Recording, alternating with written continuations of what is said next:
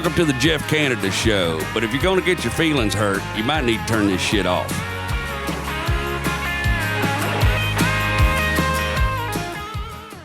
Yo.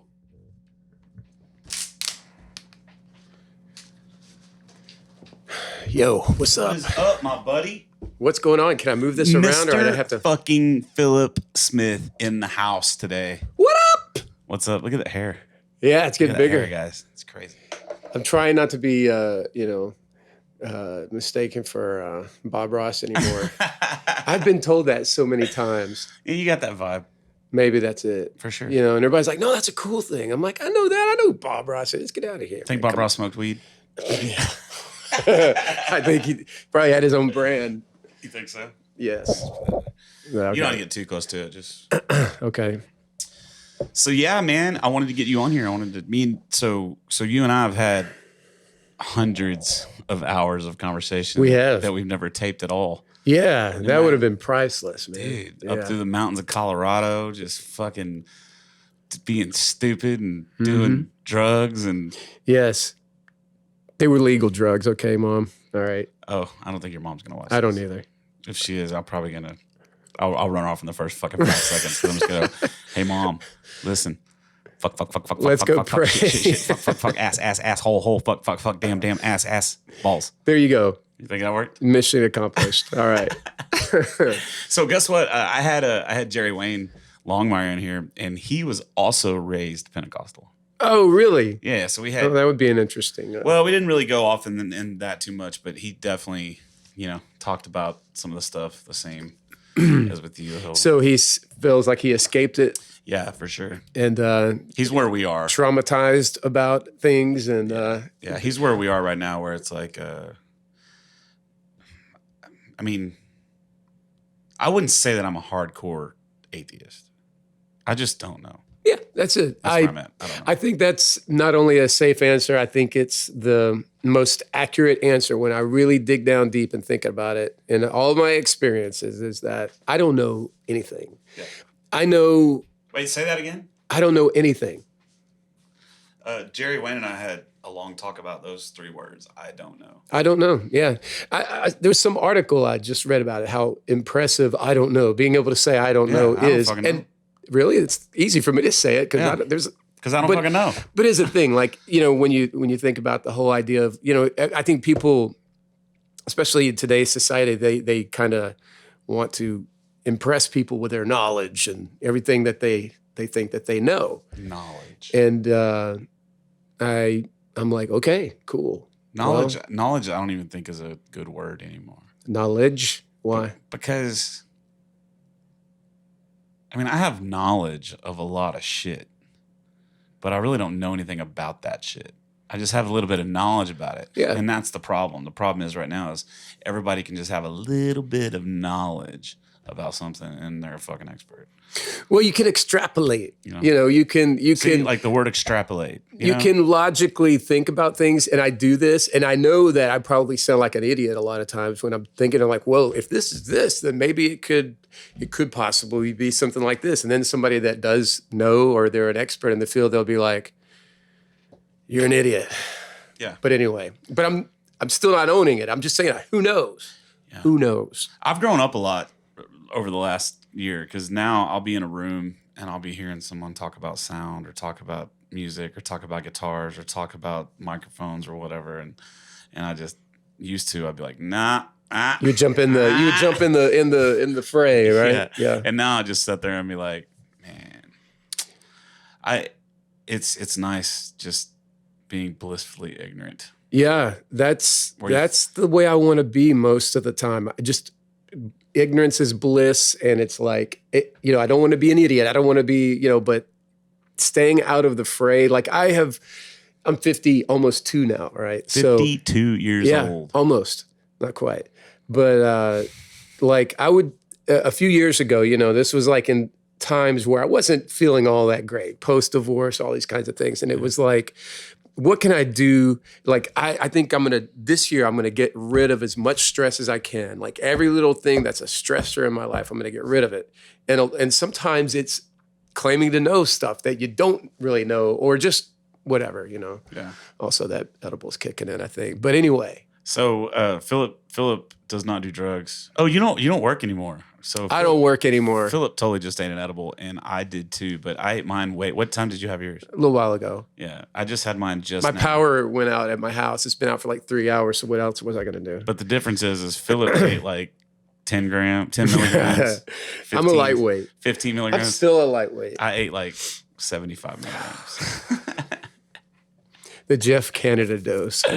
Yeah. Remember back in the day when I didn't do that shit at all? Yeah. You were such a Puritan then. Was I? Well, no. You just had your other vices, didn't you? Yeah. I definitely did. Yeah, I had Slade on the podcast, and we were talking. I love that dude. Yeah, we were talking a little bit about our trip up there and the craziness that was the first trip. Like the first trip was the most intense, and I wouldn't say it's the most fun, but it was definitely the most intense. And the second trip was, I think that was the most fun. Yeah, it was definitely something to do during COVID. Yeah. Because everything was locked up and locked down, and just getting away was awesome. And then, Mushrooms. The three amigos. It was I missed BC on that one. I really wanted to be there, but it was still a good trip. That was an awesome trip. And the last one we did by ourselves. Yeah. I just got back. I was on the mountain 2 weeks ago. What peak did you climb? Mount Yale. So in the collegiates. Where's that at? Yeah. Is that right outside Breckenridge? Same area? Yeah. Or Fairplay, whatever? It was near Princeton where we were there. So right outside Fairplay. Yeah. And it was decent weather. We got up there and it was thundering a little bit. It started snowing, like were you by ice yourself? pellets. No, me and my friend Chris Greenspan went. Oh, cool. Yeah. We had a good time. We ended up just driving it. We got there, and unlike you and me, where we would drive all over Colorado just for the hell of it, Yeah. he was like, hey, if we climb tomorrow, we can leave the day after. We can just head on back home. And I was like, okay, whatever. I don't care. As long as I climb the mountain. See, that's where mine and your priorities are completely different. Like you want to get up there and you want to climb the mountain. But I just want to hang out. Yeah. I'm about the flow of it. I don't care. It's like if the people that I'm with want to go, all right, let's go. People are there want to stay. All right, let's stay. Whatever. We'll whittle sticks into littler sticks. Well, I'm glad he went with you, because you making those solo trips kind of makes me nervous these days, because you're getting fucking old. Well, And, you know what I mean? Like pretty soon, bro, we're gonna need to put a life alert on. Right. That's right. If I fall down, I want to have some help around before I get bed sores or something, I think if there's anyone that needs a life alert on a mountain between you and I, it's me. Yeah, and really a GPS locator, and we'll just go ahead and have a team of dogs ready on standby to track you down. I wish we had a team of dogs in 2020 or 2019. Yeah, 19. That was an amazing trip. I hate it that you guys have already talked about it. Well, we didn't we didn't go into any detail about anything like okay. that. We were Yeah. talking more comedy and That was a and that blizzard sort on of the stuff. mountain. Yeah, so in 2019, it was my first time to climb, and we climbed Quandary Peak. Yeah. And I got up to like 13, right under 13, or maybe a little over 13. Over, I don't remember. It wasn't. Whatever it was, whenever we broke off, the weather went south. Yeah, the weather went south right before I broke off from y'all. It started getting really bad. And I was like, man, Yeah. fuck this noise. That was supposed to be the easiest 14er in Colorado, but it wasn't the hardest I've done, but it was definitely challenging. I mean, it was like a whiteout. It was like a whiteout up there. That was crazy. Yeah. Nuts. I was nervous. I was like, I don't know if the edge is right there or if it's right there, and I can't see anything. So I'll just stand here and wait for Slade and BC to get here. Yeah, so we were about 13,000 feet, maybe under that. I don't remember exactly what it was. And the storm come in, and I'm like, and my fat ass, I don't fucking work out. So I'm like, I'm going to get out of here. And they're like, man, you can't go down by yourself. And I'm like, well, I'm not taking another step up this motherfucker, and I'm not going to sit here and freeze to death. So the only option is down. And they're like, okay. I knew something was wrong whenever we came up to the place. I had made a GPS marker of where we dropped off our snowshoes, and your snowshoes were still there. Yeah. And that was like 8 hours later. I'm like, oh, shit. Where's Jeff? Yeah, I was, for about 7.5 hours, man, I was fucking lost out in the woods. Fucking post holing in snow up to my balls. Oh man! But y'all had it pretty rough too. Y'all had a pretty rough. I mean, especially it was. BC. Yeah, we were a little under. We should have had goggles and things like that because the wind and the snow was just pounding us in the face. But you know, it was. I would have. I prefer to be where we were rather than where you were because I know that sucks. Yeah. But So you got a story now. Oh, I'm sorry. Yeah, we do. I got all kinds of stories with you, bro. Fuck, we've done a lot. I think let's talk about let's just tell the story about when we first met. Let's tell that. Oh yeah. So Philip will tell the story of when we first met. Yeah, I remember all the dates and everything. It was the day before Thanksgiving, which is on a Thursday, right? So that means it was Wednesday night, your typical gig. Yeah. And I was living over there on the waterway, and me and my kid were having Thanksgiving dinner there at the Goose's Acre, and you were playing, and it was like, man, this guy's pretty good. I kind of like what he's doing. I was like, man, I want to play so bad. I hadn't been, since the divorce, I kind of stopped going to church, and I really didn't play there anymore. And I really wanted to get into the scene again. So I was like, I'm going to go approach him, walked up. I was like, hey, man, you sound great. Really like your stuff, especially the Violent Femmes and all this. I've been playing for 35,000 years, whatever it was. And I know I could add to what you're doing, and we could have a lot of fun, man. I didn't know how else to approach the guy. I didn't know anybody in this area, nobody. And he was like, oh yeah, well, I got a couple of guys I play with, and it's already, I'm already I'm like, oh, you know what? You're right. Yeah. Anyway, you sound great. I basically told him to go fuck himself. Here's $1. Yeah. Here's $1. I basically told him to go fuck himself. Yeah, that's basically what you did. But now that you're playing in the scene, like now that you're playing full time, you understand. Like absolutely, yeah, so I understood it then. I had been around enough to know what kind of people will approach you and that kind of thing. We get approached on a regular basis from people who almost every gig. Yeah, almost every gig, and it's from anywhere from my cousin's brother's uncle's sister plays lead guitar and he's looking for a band to hey, can I play guitar? Can I play your guitar? Yeah, can I play right now and sing? Can I sing a song? I'll give you $100 to let me sing. I'll usually let them for that. I'm like, okay. Depends on the gig, but yeah. Yeah, it depends on the gig. And then, or hey, my so-and-so's a producer. Or hey, have you ever thought about going on The Voice? Every time I hear that, I want to punch him in the fucking face. Or I tell you what really got me the other night is I was playing at a place out here in Montgomery, and some friends of mine came out, and they brought out like 30 people, man. It was like a big birthday party. Well, one of their friends is dating this chick, and I guess they don't really know her that well. Well, she comes up to me. She goes, hey, she gave me $20. She goes, hey, will you say happy birthday to our friend, whatever. And then she was like, and play something we can dance to. Play something upbeat we can dance to.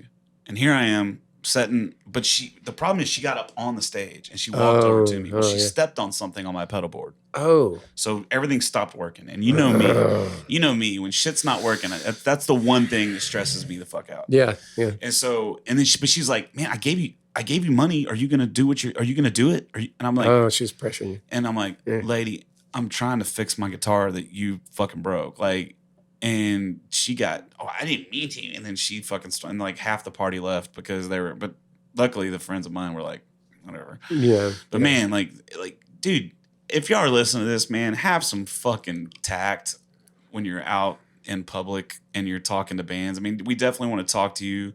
I definitely want to have a conversation. You know me, I'll talk to everybody, anybody, everybody. But man, like, have some respect. We have thousands and thousands and thousands of dollars of equipment up there. We're there to do a job. We're there to appeal to the masses, not just one person. So don't come up and fucking and it's hard to my time. It's it is a job. We are hired to actually do something, and if we step out of line or do something that the management I play one place, they were like, absolutely do not sing the birthday song. And it's like, why not? Because you will be singing it all night long. And that's what happens. Things like that. Yeah. And so they get pissed off when you won't do it. It's like, I can't, that's the one song I can't play. What? And I'm like, I didn't make the rules. I just have to follow them if I want to keep playing here. And I do. Yeah. It's all over the place. I had a guy, he's a friend of mine. He came out the other night and he wanted to hear Nutshell. And so I get on stage. Normally, if I'm going to play a song like Nutshell, I usually do it the last song of the set. Yeah. The reason is because once you play a song like Nutshell, your next 15 fucking requests are going to be Soundgarden, Pearl Jam, Bush, More Alice in Chains, Disturbed, Five Finger Death Punch. And I don't do that shit. And so I try not to do those songs in certain times of night because I don't want to sing Yeah, no, I You know. definitely understand that. Yeah. So it's all. I mean, I know the normal person doesn't understand that. You know, they don't understand what we're doing, and that's okay. And I'm really, really patient with people for the most part. I'm more patient. I'm more patient with patrons at bars than I am with anybody on the planet. Mm. And it's starting to get not good because I'm Hard to do that. You're saying, Yeah. Like I don't drink anymore, and I'm always straight when I play. I'm always completely sober. I don't do any. I don't smoke weed or anything. And I'm just like, man. I had a guy the other day. I was playing a show, and they moved me inside because it was too hot, and I was sitting, and he sits right in front of the fucking speakers. I'm talking about like right just 15 feet in front of the speakers when there's a million empty tables, and he fucking pulls his goddamn his headphone, his what do you call it? Look like sperm coming out of your ear. All right. AirPods. Yeah, he pulls out his AirPods, and he just like right in front of me, dude. And the whole time I'm playing, I'm literally trying to get his fucking heart to stop with my mind. You know what I mean? Where I'm like, have you ever done that? Where I've like, done I a few just want things this like that. motherfucker to explode right now. But it's not his fault, but still. Yeah, I guess I don't know if that bothers me or not. What bothers me, the little things that bother me are I realize that it's me. And I'm fairly new to this whole thing. And so I'm a little, to the playing live music in front of people. Mm-hmm. That takes a lot of nerve. I've done some very, very difficult things in my life, like physically difficult, challenging, right? Mountains and Ironman races and different stuff. Playing music in front of people, the first gig that I ever played solo that you got me on was one of the hardest things I've ever done. And I wanted to quit that more than I wanted to quit any of those other hard things. Like 4 or 5 times, I'm like, I can't do this. But obviously I pushed through it, but it's very difficult. You can be playing, as soon as you start, somebody gets up and they walk out. Oh, they don't like me. They don't like me. Okay. And I just, it's been an exercise these last year and a half or whatever it's been of doing these solo shows, an exercise of realizing that it's not all, those things aren't about me almost all the time. It's just in my own head, and getting around that.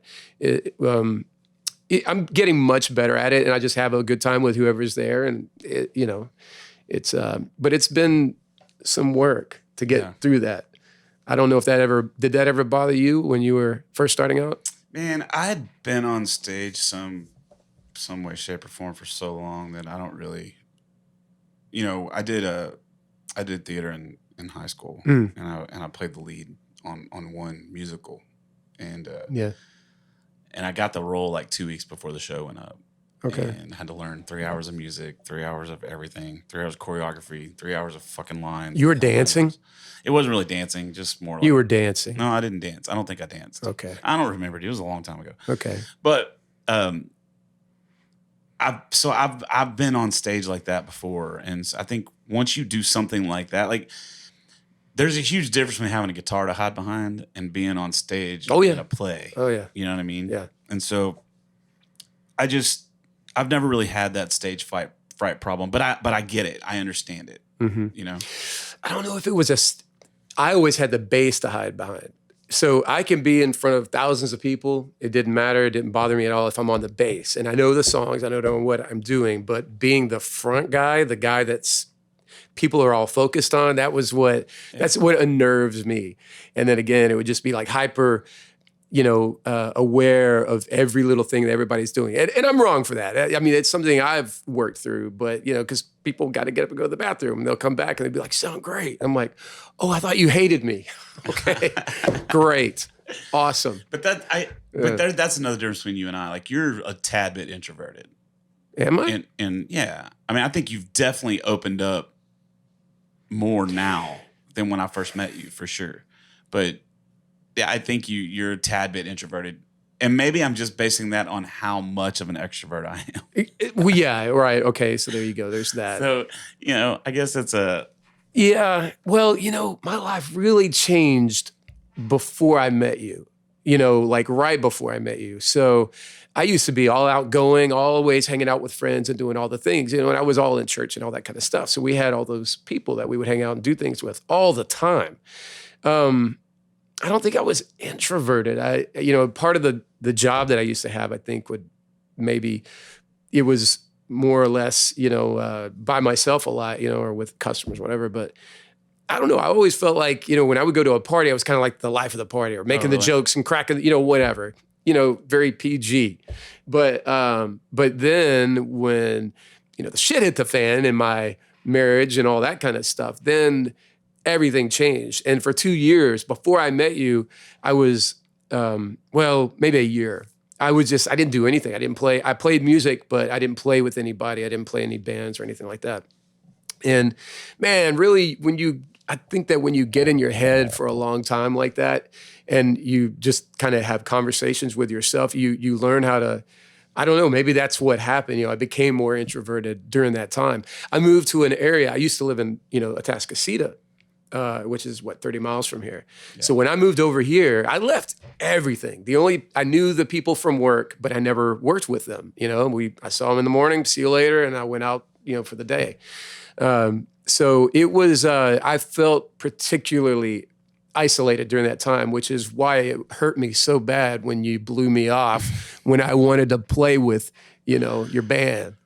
Well, but the rest of the story, should we tell them the rest of the story? Well, the tables have turned. Yeah. Because you blew me the fuck off. Oh, what are you talking about? At the end of it. Philip quit the band, man. Yeah. He quit the band.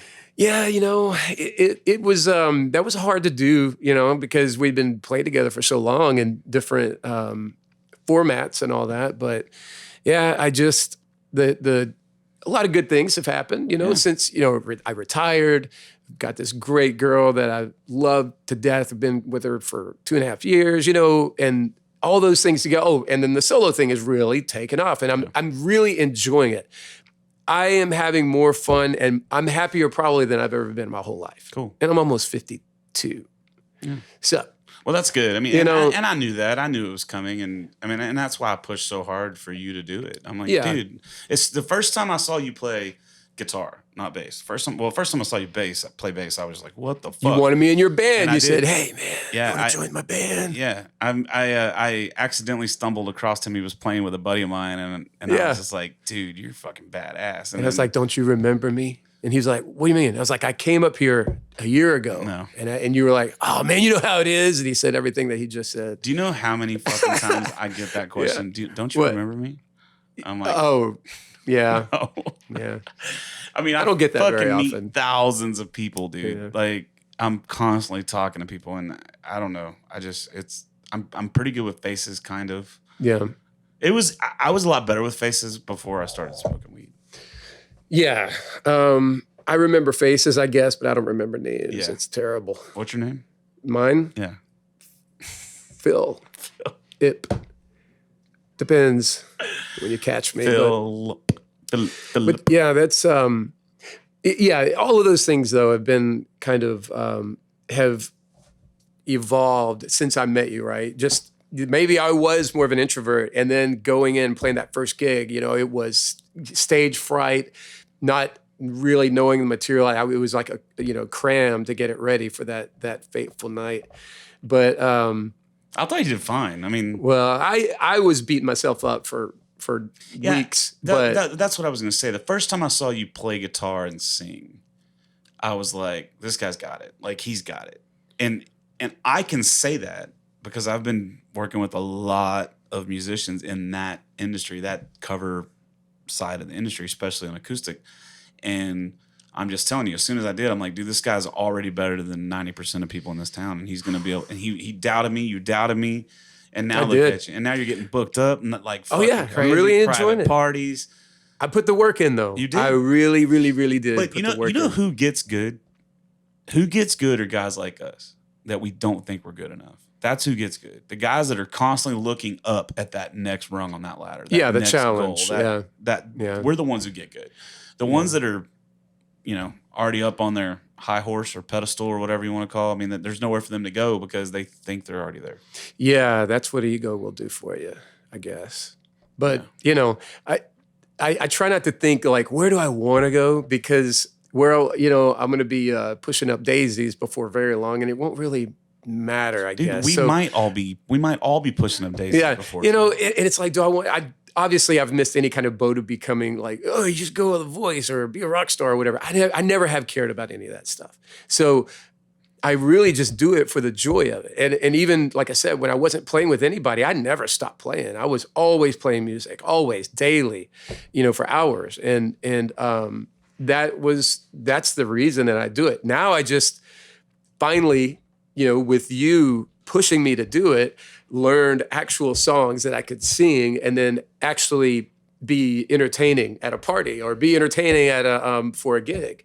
And it just totally changed the dynamic of the musician that I am, I guess. So, and it's like I'm really new to it. So a lot of guys, I guess, can get jaded after doing this for decades or whatever. But I'm like, man, I'm like a newborn baby. I just started doing this like a year and a half, 2 years ago, whatever it was. And it's like, man, I could carry on with this for another 10 years or whatever and then see what happens next. But honestly, I don't think I'd ever want to stop playing music.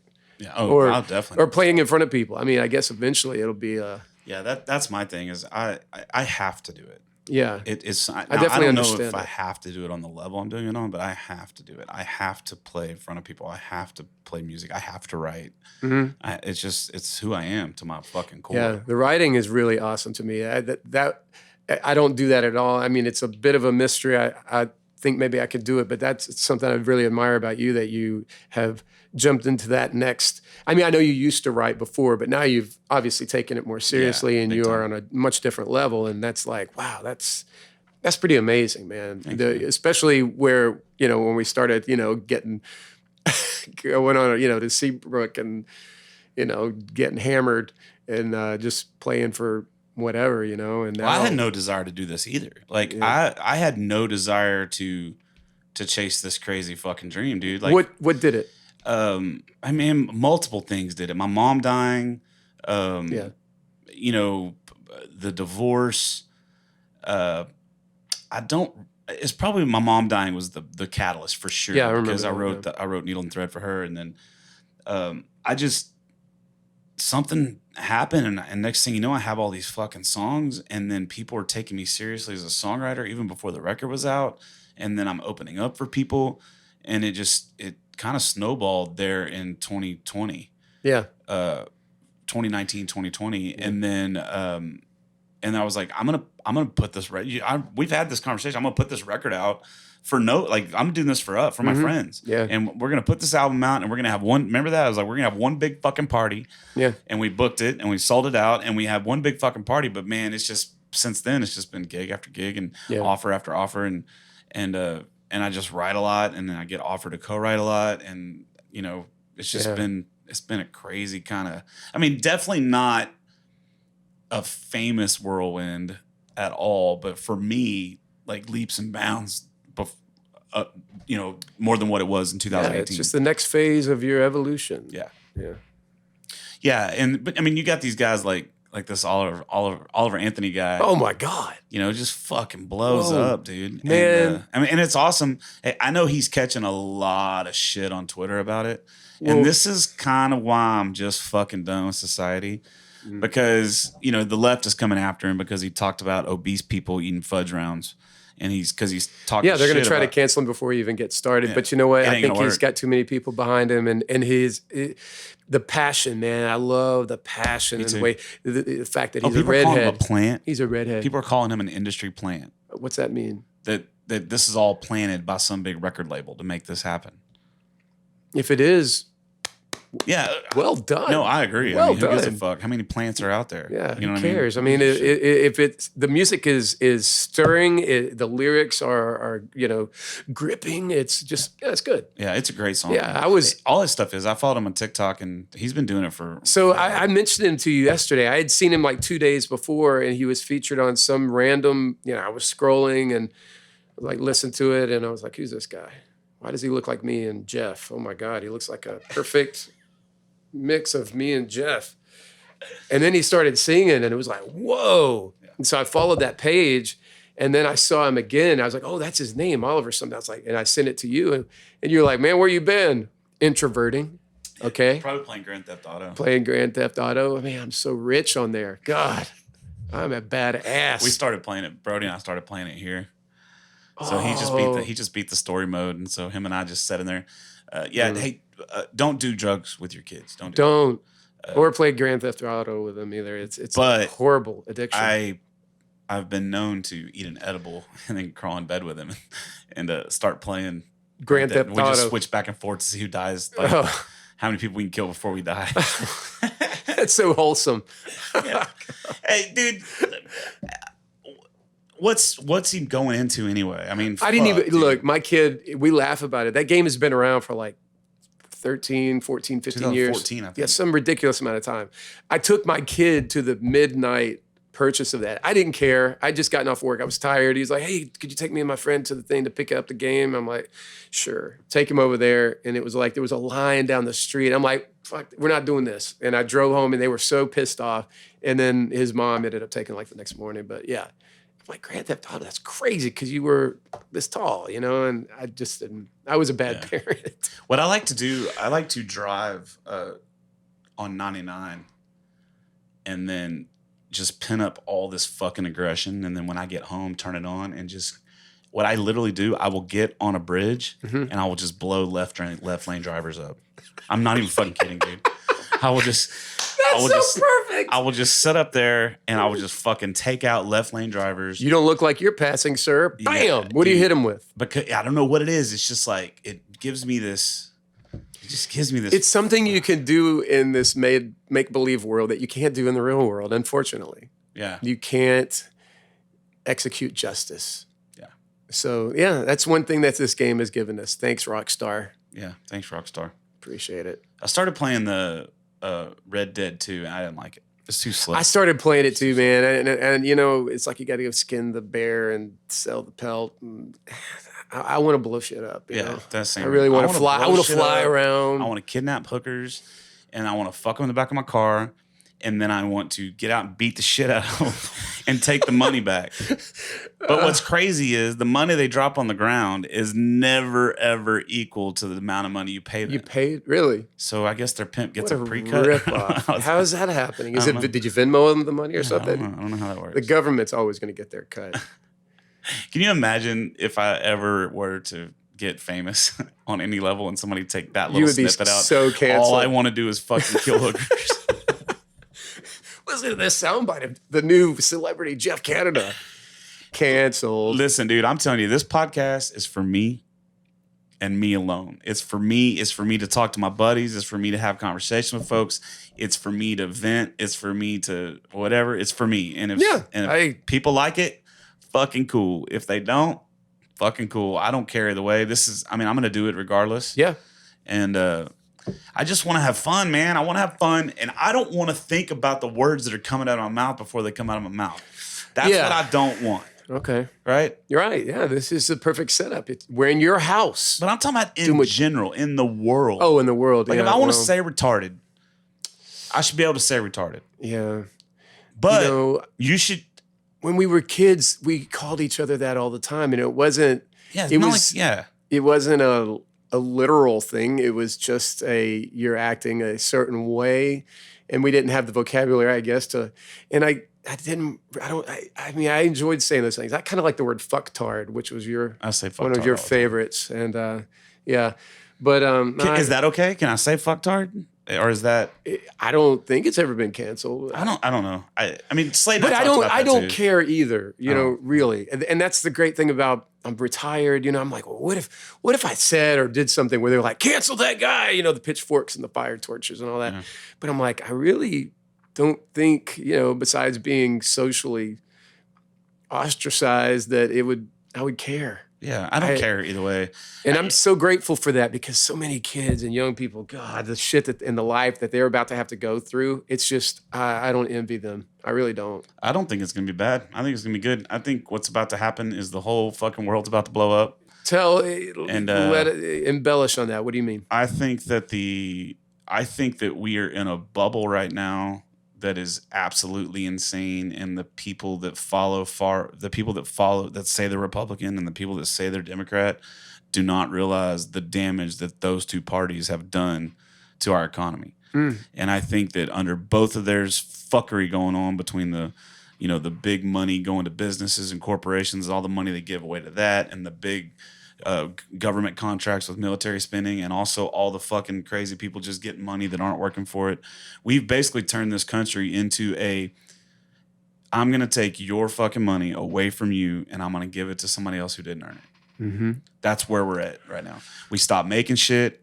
We stopped being productive. We stopped innovating shit. We've stopped doing everything. All we do now is we bitch and we moan and complain about how fucking bad it is, but we just keep rooting for the same two fucking teams. Mm-hmm. And it's just getting crazy. I posted a tweet. It's not tweet anymore. An X. I don't even know what to say. It's not called Twitter anymore. It's now. Oh, that's right. It's X. something else. So I X'd. I guess I don't know what to fuck say. It's stupid. But he's got all the money in the world. He can do whatever the fuck he wants to do with it. I guess so, yeah. But like I did it. I put out a tweet yesterday and it said, I think maybe the edible's kicking in because I'm kind of losing my train of thought. Oh yeah, I see that you don't have a notebook with questions that you were going to ask. Oh no, this is not a fucking interview. Great. No, but my tweet was, when is everybody going to wake up and understand that the stock market is not our economy? The stock market is not our economy. Let me say that louder. The stock market is not our economy. Our economy is me. Our economy is you. Our economy is the American people. And these stocks going up and up and up and up and up and up and making all these people money, but we're not, the average person's not making money. Mm-hmm. The average person's giving away an ungodly amount to the fucking government so they can give it away to whatever fuck the shit they're doing. Mm-hmm. And then the rest of it is now we're paying the other tax of inflation because of the shitty things that the government did under Trump, under, I don't even fucking remember his name, Biden, under Biden. Like, the shit that they did, yes, it made the fucking stock market up. And people say that the economy's great because the stock market's up. Guess what, man? My fucking economy's not up. Right. No, I agree with you. You know, when I got to go to the store and get a candy bar and a soda and it's $7.40 fucking cents, it's time to fucking stop, bro. It's time to stop. And it's time to stop all the fighting and the back and forth. And I'm not calling you idiots that believe in this shit. All I'm saying is we've got to stop propping up the fucking god of money and stop propping up the god of government. It's got to go. It's got to stop. Mm-hmm. Fuck the federal government. They need to fucking eliminate it right now, and they need to go back to states' rights. Have a skeleton crew on the federal government that keeps the major regulations in check, does what they need to do. But how many people do you think are employed by the federal government? Oh, I have no idea. Do you know? Do you have a figure? No, I'm sure there's a figure somewhere. Can we get that guy Jamie? To pull that up. Oh, we don't have a Jamie. I wonder. Okay. I mean, you got to think about it. There's 400 and something members of Congress. Yeah. 437, something like that. How many employees does each one of those have? When I'm saying federal government, I'm not talking about mailmen. I'm not talking about the DMV. I'm not talking about that. What I'm talking about is how many people do you think work employed by the government in Washington, D.C.? I bet it's fucking astronomical, dude. Mm-hmm. So basically, you have a libertarian mindset. I do, and I do more and as more. Well. Yeah, I have, since I got away from the organizations that kind of didn't tell us how to vote, but really guided us. Like, this is only the only way. Yeah. Whereas now I'm like, you know what? I want to be left alone by the government. Which is I want to have my freedom, my liberty, and I want the government to be fiscally responsible. It's definitely not happening. The Libertarian Party fits that more along those lines, I think. But back when in the last election, it was what was her name? It was a female. What was her name? Gabby? No, she was Democrat. No, she ran the Libertarian thing. Yeah. Oh, actually, no. It was the year that Trump ran. Actually, the first year. So it was 2016. The Libertarian candidate was the governor of New Mexico, and he, in his tenure, I think 4 years or whatever it was, he got them from a pretty huge deficit to like $1 billion surplus by the end of it. And he did it. He was a libertarian, and he did it, I believe, I'm like always thinking like, the thousands of people watching this, they're all going to like fact check Dude. me. I don't know, but Maybe we should I say remember, we're just a couple of fucking idiots. yeah, we're a couple idiots. I remember reading though that he got their economy from a deficit, like a pretty bad deficit. They were in pretty bad debt to $1 billion surplus, and I was like, that's the way. You got to trim the fat. You have to get rid of all of the pork barrel spending and all the whatever's going on, that we're spending trillions upon trillions. What are we, $30 trillion in debt? Something like that. That's like, we'll never be out of debt. We'll never be out of debt. Well, How? but to the government it doesn't matter because they just keep printing fucking money, Right, and giving but- it to the but- American but- people, and the American people keep fucking spending it, and then these corporations keep making record profits while the dollar itself, the value of the dollar is going Lost, down yeah. and down and down. Yeah, it's and not down sustainable. and And down. maybe it is a big bubble that's about to burst, and I don't know what's going to happen, but I think it's going to burst. I think what's going to happen. This is what I think is going to happen. I think some shit is going to come out because everything's coming out now, right? Everything's coming out. It's getting leaked from the White House, getting leaked from this, getting leaked from that. Everything's coming out, and now with all this information, and it may even be fucking AI create something that's fake as fuck, but still to cause. I think what's going to happen. Everybody keeps talking about a civil war. I don't think it's going to be a civil war at all. I think it's going to be a revolution.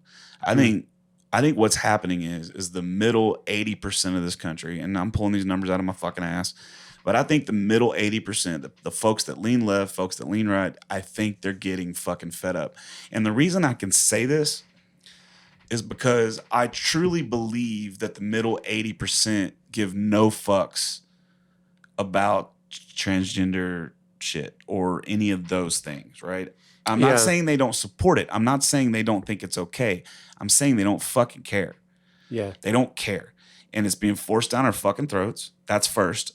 And then also this, with the way the government's spending and all that is, I mean, the thing is anytime the people that are center to right get fed up, those corporations hurt. Mm-hmm. Anytime the far fringes get fed up, those companies start making money. Hmm. And I think that's the way I look at it. So just take Bud Light, for example. The far left got upset. The people that are center to right said, fuck you. And they used the power of their dollar to boycott that company. Right. Same thing with this movie that just came out with the about sex trafficking. It's a great movie. Same thing. The left got all fucking bent out of shape, right, about this movie and tried to cancel it or try to say that, that everybody's QAnon or believe in lizard people or eating babies or whatever. But it's the biggest movie on the fucking planet with no I haven't backing. seen it. It's great. Yeah. No backing. No Yeah. backing. And so that's why I look at it. I mean, I look at it like, just look at the things that are actually mattering right now. The things that Yeah. are really mattering. I'm not talking about abortion. I'm not talking about transgender. I'm not talking about racism. I'm not talking about gun control. I'm talking about the shit that really, really matters. Our paychecks, how much taxes are getting taken out of our paychecks, how much we're having to spend at the grocery store. Those things right there, I think for the last 15, 20 years, they did not trump the other things. Right. I think now it's about to happen. I think that those things, Are going to be the It's- drivers yeah. behind people's decisions on what happens. but I think the next. first thing that has to happen, and I know you got a lot of money in the stock market, but I think the first thing that needs to fucking happen is that whole bubble needs to crash, and everybody that's fucking made money off of money, off of money, off of money, and not actually creating anything, those people, I'm ready for them to go fucking broke. Like, I'm ready for that whole fucking thing to go belly up and it go broke and then put the money back in the fucking people's hands. That's what I'm ready to happen, because that's what's happening right now is you got guys that are making $1 off the dollar they made yesterday, off the dollar they made yesterday, off the dollar they made yesterday, instead of they're making $1 off the trinket that they built yesterday. Right.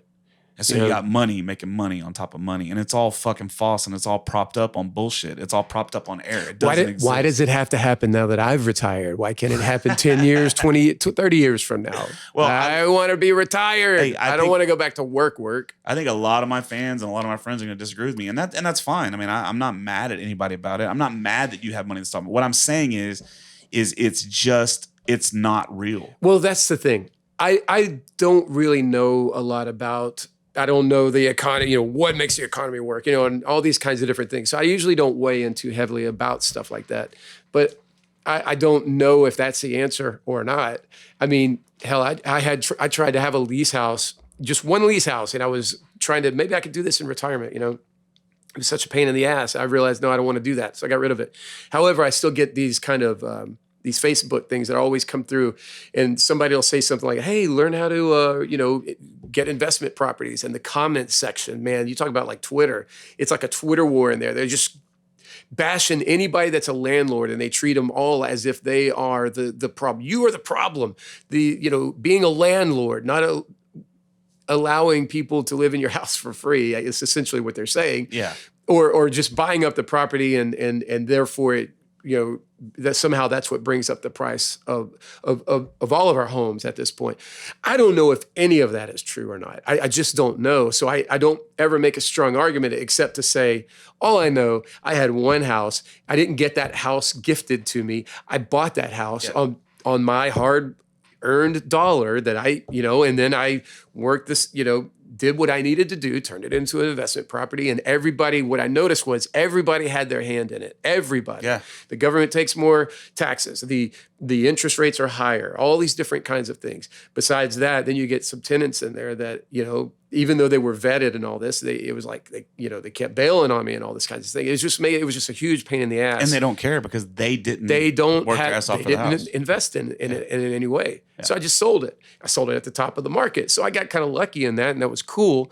I don't really know what's driving the market up. I always feel like, the government wants more money, so they raise our values of our homes, and then they tax us more, and then that helps their bottom line or what have you. But I'm stuck paying that bill, and it's just kind of like I don't know what all that stuff gets so confusing and it's so convoluted that.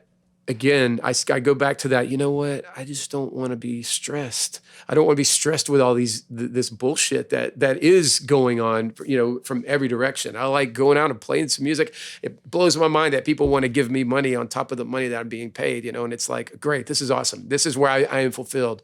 Everything else is just like, I don't know. I want that too. But I'm getting to the point now where, I make a decent amount of money, not a lot, but I make a decent amount. And I'm just getting to the point now where even though I'm making more than the average American, it's a struggle for me. And I'm not living some fucking luxurious life, dude. I rent a room here for $600 a month, all bills paid. That's it. Yeah. I have my child support. I have my truck payment. I have my cell phone and my insurance. Yeah. That's it. I don't go out and eat extravagant dinners. I don't go on extravagant vacations. I mean, I just went on one, but for the most part, I don't. I mean, everything I do is surrounded around work. Yeah. But it's like, man, I mean, just think. I remember when I was in high school, we would stop in the morning, every morning, and we would get a Dr. Pepper and a kolache on the way to school. Mm-hmm. Every morning. That's 5 days a week for half a year or whatever, or 9 months. How does the normal blue-collar, everyday American, how can they afford to every day stop at the store and get a Diet Coke or a Coke and a kolache? How can they afford it? They can't. That's the problem. That is the issue. So the money is being siphoned from us. They're you got one party that stands up for the top 10%. And they just suck and suck and suck. And you got the other party that sets up for the bottom 10%, and they just suck and suck and suck and suck. And this side saying fuck you to those guys, and that side saying fuck you to those guys. Meanwhile, us 80% of Americans, we're right here in the fucking middle, being like, hey, let's get a fucking adult in the room. Y'all shut the fuck up. Mm-hmm. Let's get an adult in the room. Let's get somebody that can stop all this crazy horse shit. Yeah. Well, another thing is, I don't think it's just going on in this country. It's going on all over the world. And that's another thing. Here's another It's thing. not going on all over the world. You've said this before. You just really need to get out of put your phone down, get outside, meet some people, and find that things are mostly still good. And that's true. And I've done that to a great degree. There's a lot of shit that I don't know what's going on right now. I don't know. That's why I didn't know that guy. He's like blowing up the internet. Where you been? Well, I've been avoiding the internet and all those kinds of things. And I find my life is a lot less stressed, right? Right, but that's what I'm talking about, though. But yeah. It's a lot less stressed on the shit that doesn't matter. Yeah. But then you're uninformed about things that are going on. But also, have you not noticed how much you're paying for a fucking gallon of gas? I have noticed you about not all paid that. How much Yeah, you're paying for a for gallon of sure. milk? Shit that used to be like essential for us to fucking live. Absolutely. And That- what can be that's what done I'm talking about it? So, no, yeah, I understand that. I agree, man. If you put down your phone and you stop and you get out, it's not as racially divided as we're being told it is. Mm-hmm. There's the violence is not out there like we're being told it is. Hmm. Per capita wise, all of that. This whole war on Christmas is not really real. What? The left. Every Christmas, the right. Oh, that little thing. The yeah, whole yeah. transgender thing. It's not real. Like it's just none of that shit. I get it that it matters if you're transgender. I get it. Mhm. I get it if you're one of the people that fits, but the problem is it's just such a small like what about us fucking 80%? What about middle America? What about us? Mhm. When are we gonna fucking get somebody that will stand up for us and tell those other two fucking dipshits in the room to shut the fuck up? We wanted a kolache and Dr. Pepper every day. Yeah. Damn it. Or whatever. That's right. No, I get it. I mean, can you imagine that? What is that? What's 5 days? 5 days a week times 4 is 25 days, right? Am I right or 20? 20. Say 20 those numbers that's again. 20 days. Okay. 5 times 4 is 20, right? Okay. And let's just say let's just say $5. Yeah. What's 5 times 20? 100. Okay, so that's for a month you're spending $100 on a Kolache and Dr. Pepper. kolache and Dr. Pepper. You got to eat. Yeah. You got to drink Dr. Pepper. But then you got these other assholes like, well, you don't have to get that kolache. You don't have to get that Dr. Pepper. Well, yeah, motherfucker, you don't have to have a yacht and 6 fucking islands. Right. You don't have to have that, but you got it. So I'm not trying to say you need to lose it. Keep it. I'm not trying to say let's redistribute wealth. I'm saying let's stop redistributing wealth. Right. But enough of that shit. I'm just saying, like, look, that's what we need to stop that. Yeah. Because it's already happening. And it's happening on both sides. And that's the thing that people don't want to agree with. Mm-hmm. So instead of fucking have that hard conversation about, hey, mama government, you're fat, you're pregnant, your tits are fucking leaking, It's Uncle Sam. whatever. Uncle Sam, you're Uncle fat. Samantha. You're fat, you're pregnant. I saw an emoji, Sure. you're pregnant.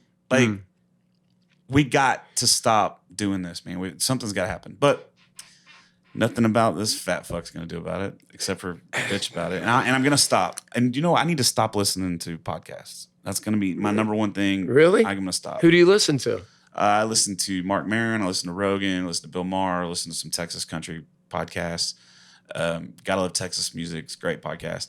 But I'm just getting more. Remember how it was when you first met me? I was just fucking. Oh, man. You were wound tight, man. And I'm starting to get back to that again Yeah. because it just makes me fucking angry. Yeah.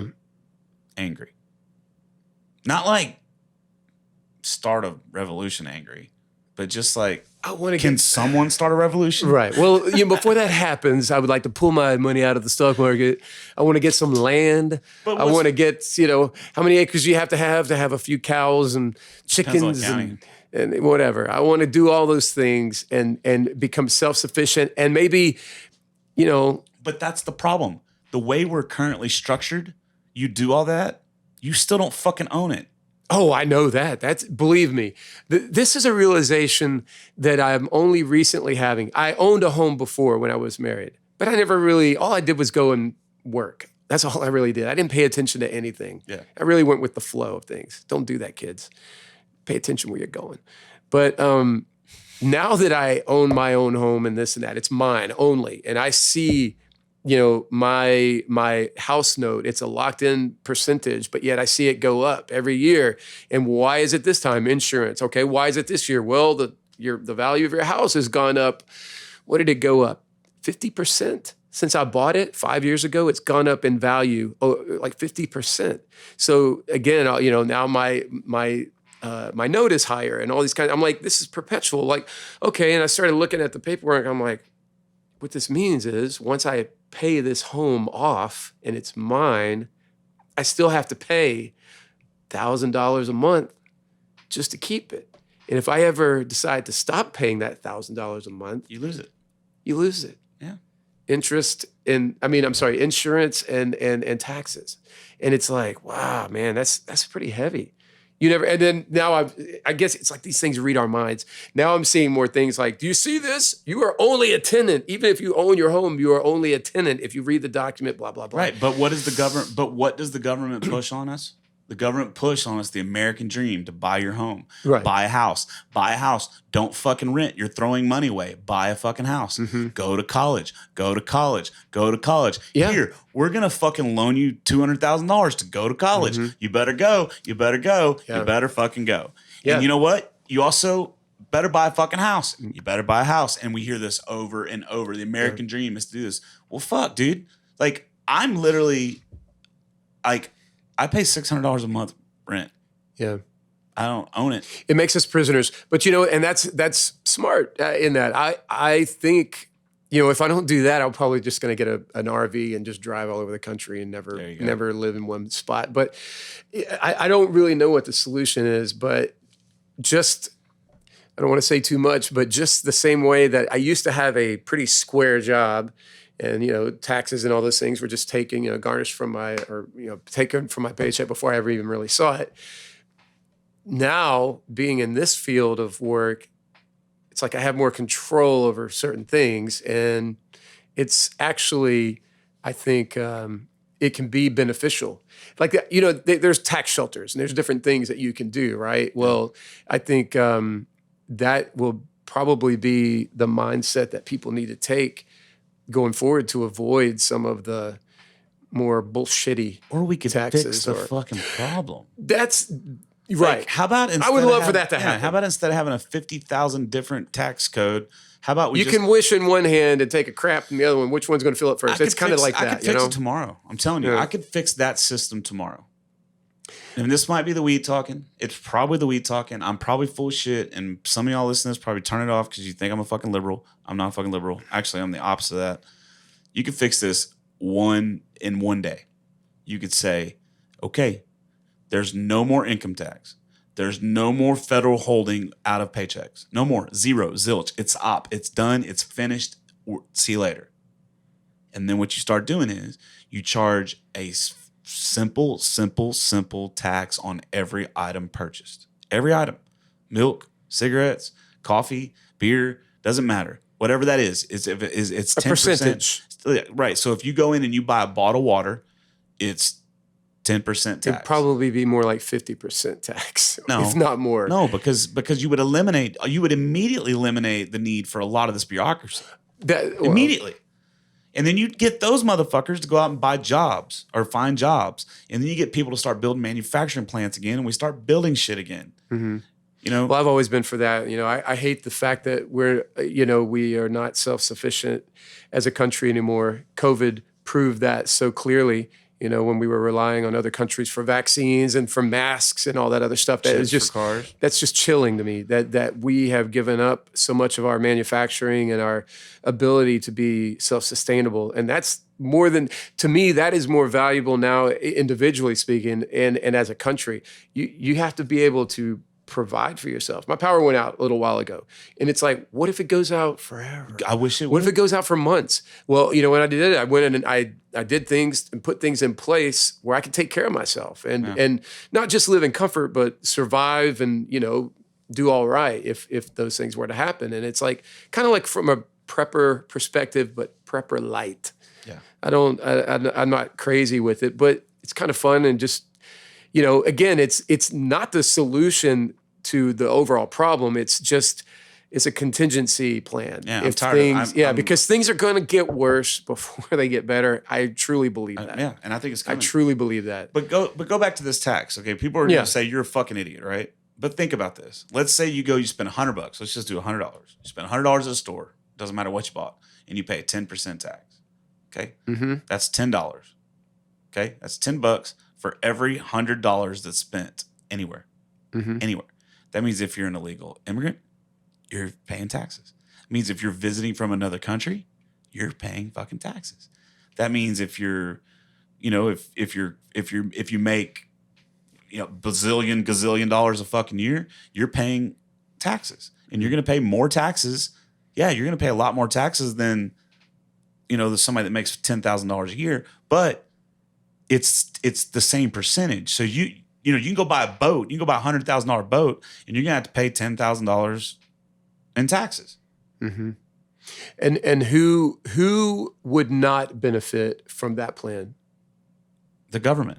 So those are going to be the ones that don't allow that plan to take Right. root. And they're never going to allow any of this shit. That's what I'm saying. We've jumped the fucking ship. The only thing that can happen is a complete and total fucking revolution. You're talking like warfare kind of. No, I don't think it has to be that. I think you just have to say enough is a fucking enough. Yeah, but you're talking about going against the federal government, yada yada yada, and their Absolutely. armies and all this. We got to have 15. Okay, there's 300. said. There's 350 million. I don't know the exact number. There's Yeah, 350 million roughly. people. Okay, if you're saying that 10% is the far one side and the other 10% is the farthest, that's 20% of 350 million people, whatever that number is. That means the 80% is millions and millions and millions. More, right? But there would be bloodshed. It would be. No, it wouldn't. It's simple. This is what you do. You say, I'm not fucking paying any more taxes. I'm not. That's it. We're not paying another fucking dime. I'm a musician. I'm not paying you another fucking dime. I'm a store. I'm a fucking convenience store. If I own the store, I'm the owner of the store. I'm not paying you another fucking dime. I'm not taking it out of my fucking employees' paychecks because they're walking out. Like, what about the? I think you do that. I don't think it has to actually come to bloodshed. Well, okay, there's that. I mean, if there's like still physical money, but you hear about these. I forget what they call them.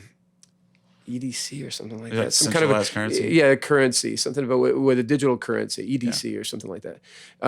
What if it gets to that? There's no more. It's like we hold all the keys now. We have control over. Which is why we got to do it now. I mean, that's why we need to do it. Right. It just seems like it would be more of a pressing. Time would be of the essence, sort of thing. But it's going to happen. It's got to happen.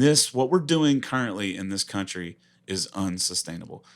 And I don't want to sit here and get on politics. I know we always do because we always talk about everything. Yeah. But man, like I'm center of the road. I'm like as center of the road as you can possibly fucking be. Right? And I am getting fed up. And I know a lot of people are getting fed up. Yeah. And the problem is if you're center of the road, right? You're center. And you might lean a little right. And then this left, you lean a little bit right? And then this left comes out with this loony bin fucking crazy shit about whatever. You got to pick a fucking side. So you start to lean right. If you lean left, Yeah. and you're on the edge about gun control or whatever, and then a school shooting happens at your school, you got to choose a fucking side. Bill Maher is big on this. He's like talking about how crazy the left has become, and now it makes him look like he's part of the right. And he's like, I'm just a part of common sense. Yeah, common sense. And that's really I am actually starting to like him. Me too. There was a while I didn't really like him. But I'm not saying there's not common sense conservatives out there. I mean, I know some of them. Sure. I'm not saying there's not common sense liberals. What I'm saying is the far fringes have hijacked y'all's fucking party. Yeah, you've said that a lot, and I definitely agree that it's the loudest, cheering section on either side is the fringe, and they just make more racket than anybody else from the middle. I guess what they call it, the silent majority, right? So Yeah, and hey, at the end of the fucking day, this is what's cool. Let's say the power goes out. Let's say we have I know I've told you my theory on this too. If we had a 3-year blackout, it would fucking fix the whole planet. A 3-year blackout. 3 fucking years, no electricity, no cell phones, no social media, no nothing. I don't think we've talked about this. We- Go on. So 3 years. I think it has to take a minimum of 3 years. Okay. I think 3 years is like the optimal level of years. I've thought about. You're this talking a about lot. zero electricity. Zero. So a lot Zip. of population dies. Zilch. A lot of the world population Well, I think dies. 10% of the population kill themselves in the first 5 days because they can't log onto Twitter. I think that's or Facebook or whatever. Right. Okay. All right. Okay. Adios. See you later. I'm sorry. Gotta go. That's a lot. Then you got the next part of the starvation. Mm-hmm. Right. No. The next part will be medications. Those that need insulin and things like that need to be refrigerated or whatever the case. Those will be the next ones to go. Yeah. I think the food will, because I think there'll be enough stockpile of those medications where they can get to it. But I think once the frozen food section of the fucking grocery store doesn't work anymore, I think you're gonna have a major population Yeah. that are gonna like just then the next right after that is gonna be crime. It's gonna be murder. It's gonna be because it's gonna get down to theft. It's gonna get down to who has the Raiding. most Raiding. Yeah, raiding, pillaging, Mm-hmm. everything, the whole fucking 9 yards. Genghis Khan just going at it, Mhm. right? So that's gonna happen really, really quick. And then after that, you're gonna see it kind of start to filter, flatten out, because all the weak people are fucking gone. Mm-hmm. Or so you have two people left. The really fucking strong or the really fucking smart Mm-hmm. left. That's it. That's all you got fucking left. What about the lucky?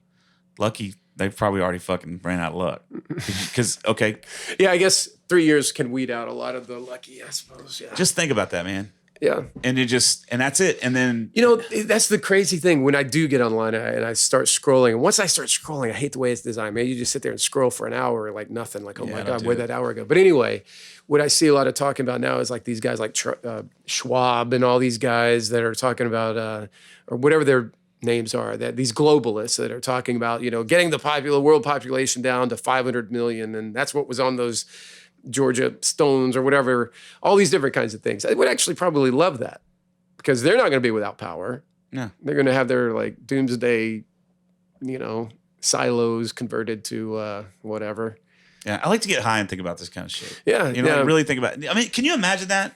Like, I don't know. One of two things would happen for me. I would either A, become Negan. I believe you would. God. I'd go, You've talked about this before. I would either A, become Yeah. Negan, or B, on about day 10 with no fucking air conditioner, I'd put a bullet past my tongue. Mm. You know what I mean? I would just say, fuck it, I'm out. Yeah, Later I on. guess it depends on what time of the year. Yeah. At first, you're going to acclimate to any whatever. But let's just say it's in a comfortable time of year, like November. November's nice. It happens then. So weather is not really a thing. Yeah. Build fires, keep warm through the winter, and then the summer hits. And then you're going to see a drop off of the population. Now, remember the summers. Gather rain Yeah. during the rainy season. Well, okay, so I mean, God, we've seen enough apocalyptic movies now. I mean, I wouldn't want to be anywhere near Houston. That's the thing. No. I really want to get out of here. I love Houston and I like playing music here and all the things that are accessible, but I don't want to be anywhere near Houston when shit hits the fan. I don't want to be anywhere near Houston now. Yeah, I don't either. I want to be out of the fucking I'm here country. because my girlfriend's here and she's going to be here for a couple of years. So don't worry, guys. I'm going to be here for a couple of years. Don't run away now. But anyway, I want to be in like. I really do want to get isolated. I guess I do. I am a little bit of an introvert. I want to isolate, Yeah. I think somewhere northern New and- Mexico, northern New Mexico, southern Colorado. I don't want to get too far up into Colorado because then it's treacherous. And well, I want to be able to grow things. that's what I'm you know? saying. Like southern. New Mexico wouldn't be the place. I No, don't there's think. parts of New Mexico. Yeah. Okay. Or even like yeah, I wouldn't want to be. I definitely wouldn't want to be west of that, Oh no, I like don't think Phoenix so. or any of that shit. But I'm just saying. I think that's what needs to happen. So you're going to be the Negan then? I would probably kill myself. Man, being Negan would be a lot of responsibility. No, not really. Well, I mean, just you gotta be gotta stronger you gotta than- be the strongest one, and the Or pressure smartest. of all that Or shit. smartest. Yeah. Well, I mean, I think the two together compounded would make you a pretty formidable. I think I got the stronger part down more than I do the smart. You don't have the stronger part down. I'm pretty strong actually, dude. How many push-ups can you do It now? don't fucking matter. How many motherfuckers can I throw that through that sheetrock wall? Well, that's good. That's what matters. Yeah. You know what I mean? Yeah. you got to be able to. You're gonna have to be able to swing the bat around, as it were. Yeah, fuck those people up. I just don't want to be around that many people. You know, I have my cows, my goats, chickens, my bass, guitars, make some music. Oh, that's what I was gonna say. The good thing about this whole fucking thing, if this happens, We would be so valuable. Like we would be the fucking kings. entertainment. Yeah, we just go from town to town saying, hey, There are movies about that too. we're here to eat your food, sleep in your beds, and fuck your wives. And make your lives a little easier, a little happier. We're gonna bring a little joy I'm kidding about that last part, but into your lives. Yeah. what movie was that? Fuck, with Kevin Costner, The Postman. The Postman. Yeah, there's Yeah. another one called it's a series. It's actually pretty good. It's kind of weird, but you know, it's these theatrical people. It's some disease that kills everybody. How is it called? Station 13 or something like that. And it's weird. Oh yeah, I watched it. It's I'm actually just pretty high right now, so- cool though. Yeah, it's pretty cool. But you know, it's this troupe of actors and they go around from one little, you know, society to the next doing their thing. And anyway, Yeah, it was pretty cool how Book of those- Eli. Yeah. There is something in me, and it's a sick part of me probably, that wants something like that to happen. Yeah. Now, COVID sucked. Yeah. Sucked. You know why it sucked? Because it didn't feel like anything to me. I had to go to work every day while all these people that I was working for were at home, chilling out, doing it, at least from my perspective. And I was out there in the heat and just, you know, hating every minute of it, man. That was a hard year, 2020. Everybody, I'm sure, will agree. But That was great for me. I didn't like it because it didn't affect me hardly. I would Yeah, actually be talking to It affected your ear. huh? It affected your ear because I was gnawing on that motherfucker all the time. Man, That first 6 months of 2020 was a fucking brutal. yeah. Well, we did some fun things though. We did the live stream from the house there. That was, I mean, I thought it was innovative and kind of cool, and it was like it was almost like a little science experiment for me. Like I'm just having fun with it because I was still making money and working, and there were no problems. There was no hiccup whatsoever, except for, you know, making a little extra cheddar when we were playing gigs. But You weren't even getting paid. yeah, what? You were letting me have all the money. Well, that's what I mean. I ended up paying you. Up to that point, and then after that, I was just like, well, man, let me help all my friends out. Let's try to get people over here. Let's do this thing. And That's then this guy right here. We were playing shows, and he would not let me pay him. No, there was no need. I was mean, making. we kept track of it. Yeah, We yeah. kept track of it, and once I got my loan, I paid you. Right? Oh no, that was another thing. You want to talk about that thing? What was that? That was another thing. After your divorce and all those things, it was like you're like, yeah, hey man. I was like, you know what? I thought it was COVID. No, it wasn't COVID because we were playing a lot, and then it was like you were just sorting through all your finances. You're getting that apartment over there and all Yeah. that bullshit, and then it was Shagging like somebody that shouldn't be shagging. I was like, just we'll keep track of it. Take care of me when you can. I got a job. I'm doing all right, and I know that you're gonna take care of me when you get right, Yeah. and you did. Yeah. And I was a little nervous. It was like a year, but but you did, and I was like, you know what? I can trust Jeff. I can trust Jeff Canada because, you know, you made it right. You know, nobody was holding a gun to your head. It was just our friendship. You know, it was all. But anyway, yeah. oh, that's what it was. But then after that was 2020. No, wait. I thought I think it did hiccup. No, well, 2020 hit, and then it was like, oh shit! Now nobody's making any money on this, and it's like, well, but when it was on the other side of that you came through, once we started working again and all that, yeah. And it was all good. But Yeah, I would say around July or August of 2020, I would say my whole life changed because really from 2017, from January of 2017 to about the end of July of 2020 was the worst time of my life.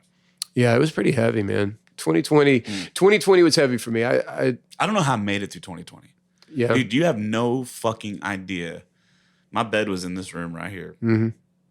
You have no idea how many times I thought about saying, fuck this. We had a lot of conversations about it. I know that every time we would I take don't those long think- trips. I don't think that I was ever close enough to do it. I know I wasn't. I don't think I would have ever let myself do that. But man, I tell you what, when you are on your own and you're single and you don't have, you know what I mean? You don't have anybody. Mm-hmm. You don't have anything. Everything in your life's fucking fake, and you don't have any fucking money. Like, you have zero money. I mean, there was one time I had like $6 in my fucking bank account for like almost 3 weeks straight. Mm.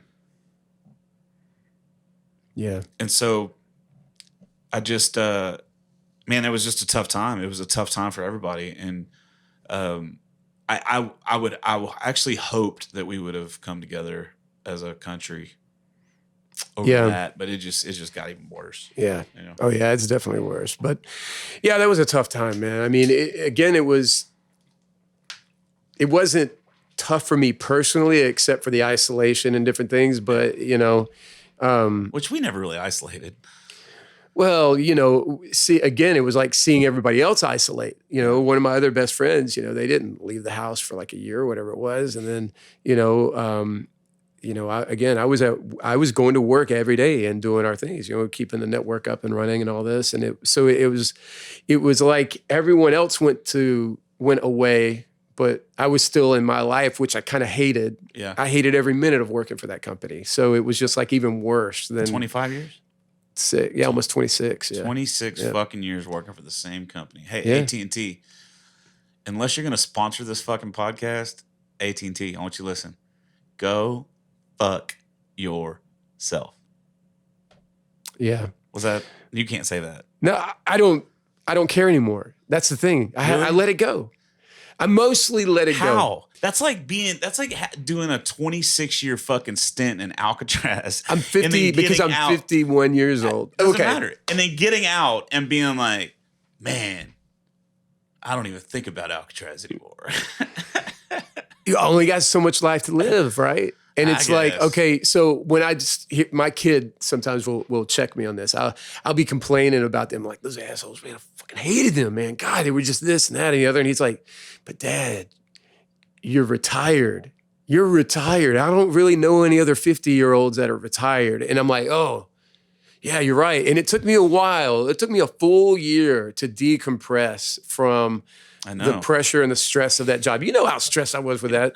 I know. I definitely remember the year after too. I was grateful to have a job. And for those, you know, and I know that a lot of people struggle in these kinds of things. You know, any struggles that I had during my time working for them was my own stupid fault. Once I got situated, once I got divorced and really took control of my own life and my finances and all those things, man, I just worked my ass off and I made it happen. Yeah. And I was able to retire like 7 or 8 years after that, from going from nothing, you know, because of my own stupidity to being able to retire and leave it all. And it took a year to decompress. And then after that, I'm like, I really just need to stop being so negative about that, because all the things I've gone through, and it's been a crazy ride since I was born, has got me to this point where I'm at. And if I'm in the happiest moment, you know, there are other ways to look at it, but I know that everything that has happened in my life has gotten me to this point where I am the happiest I've ever been,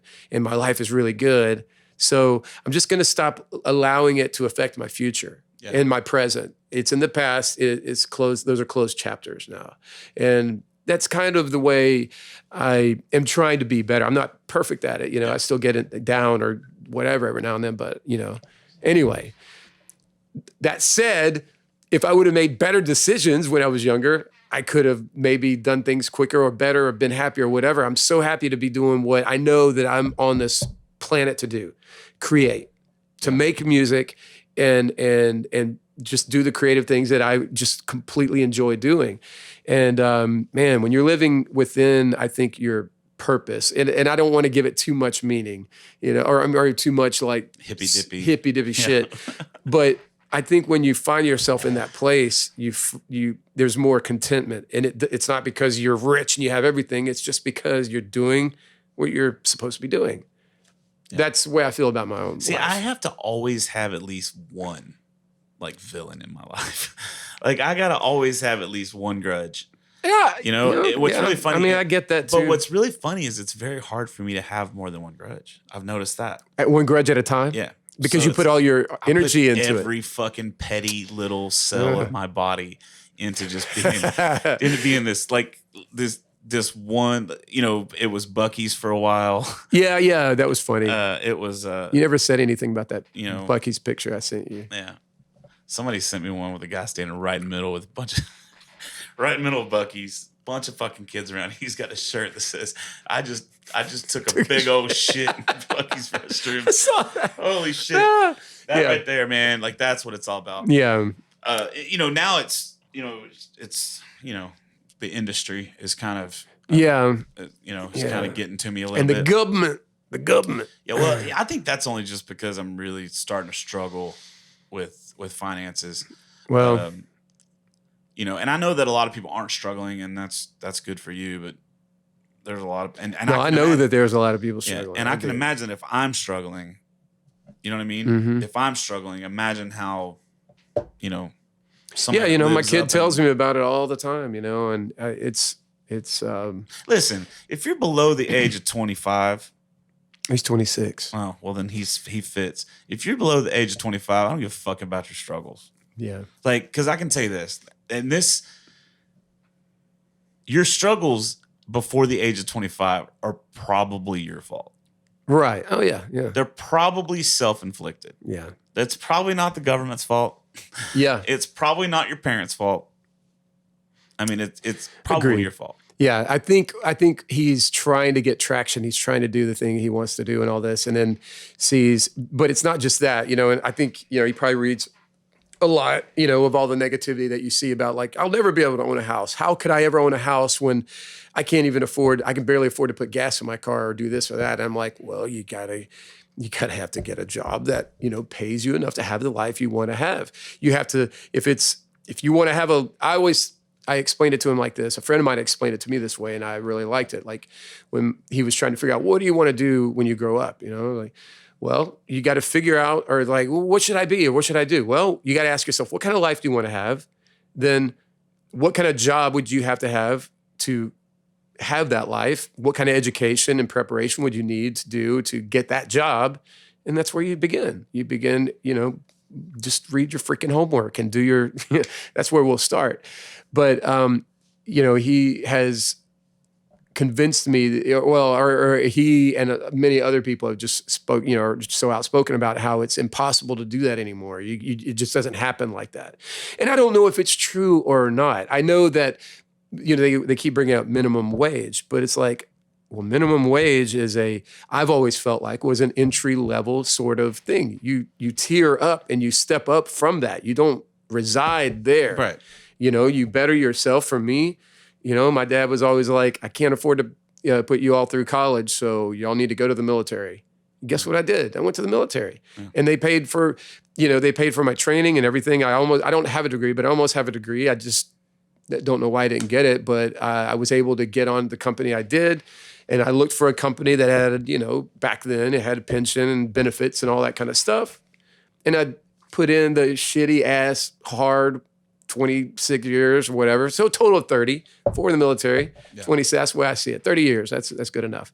But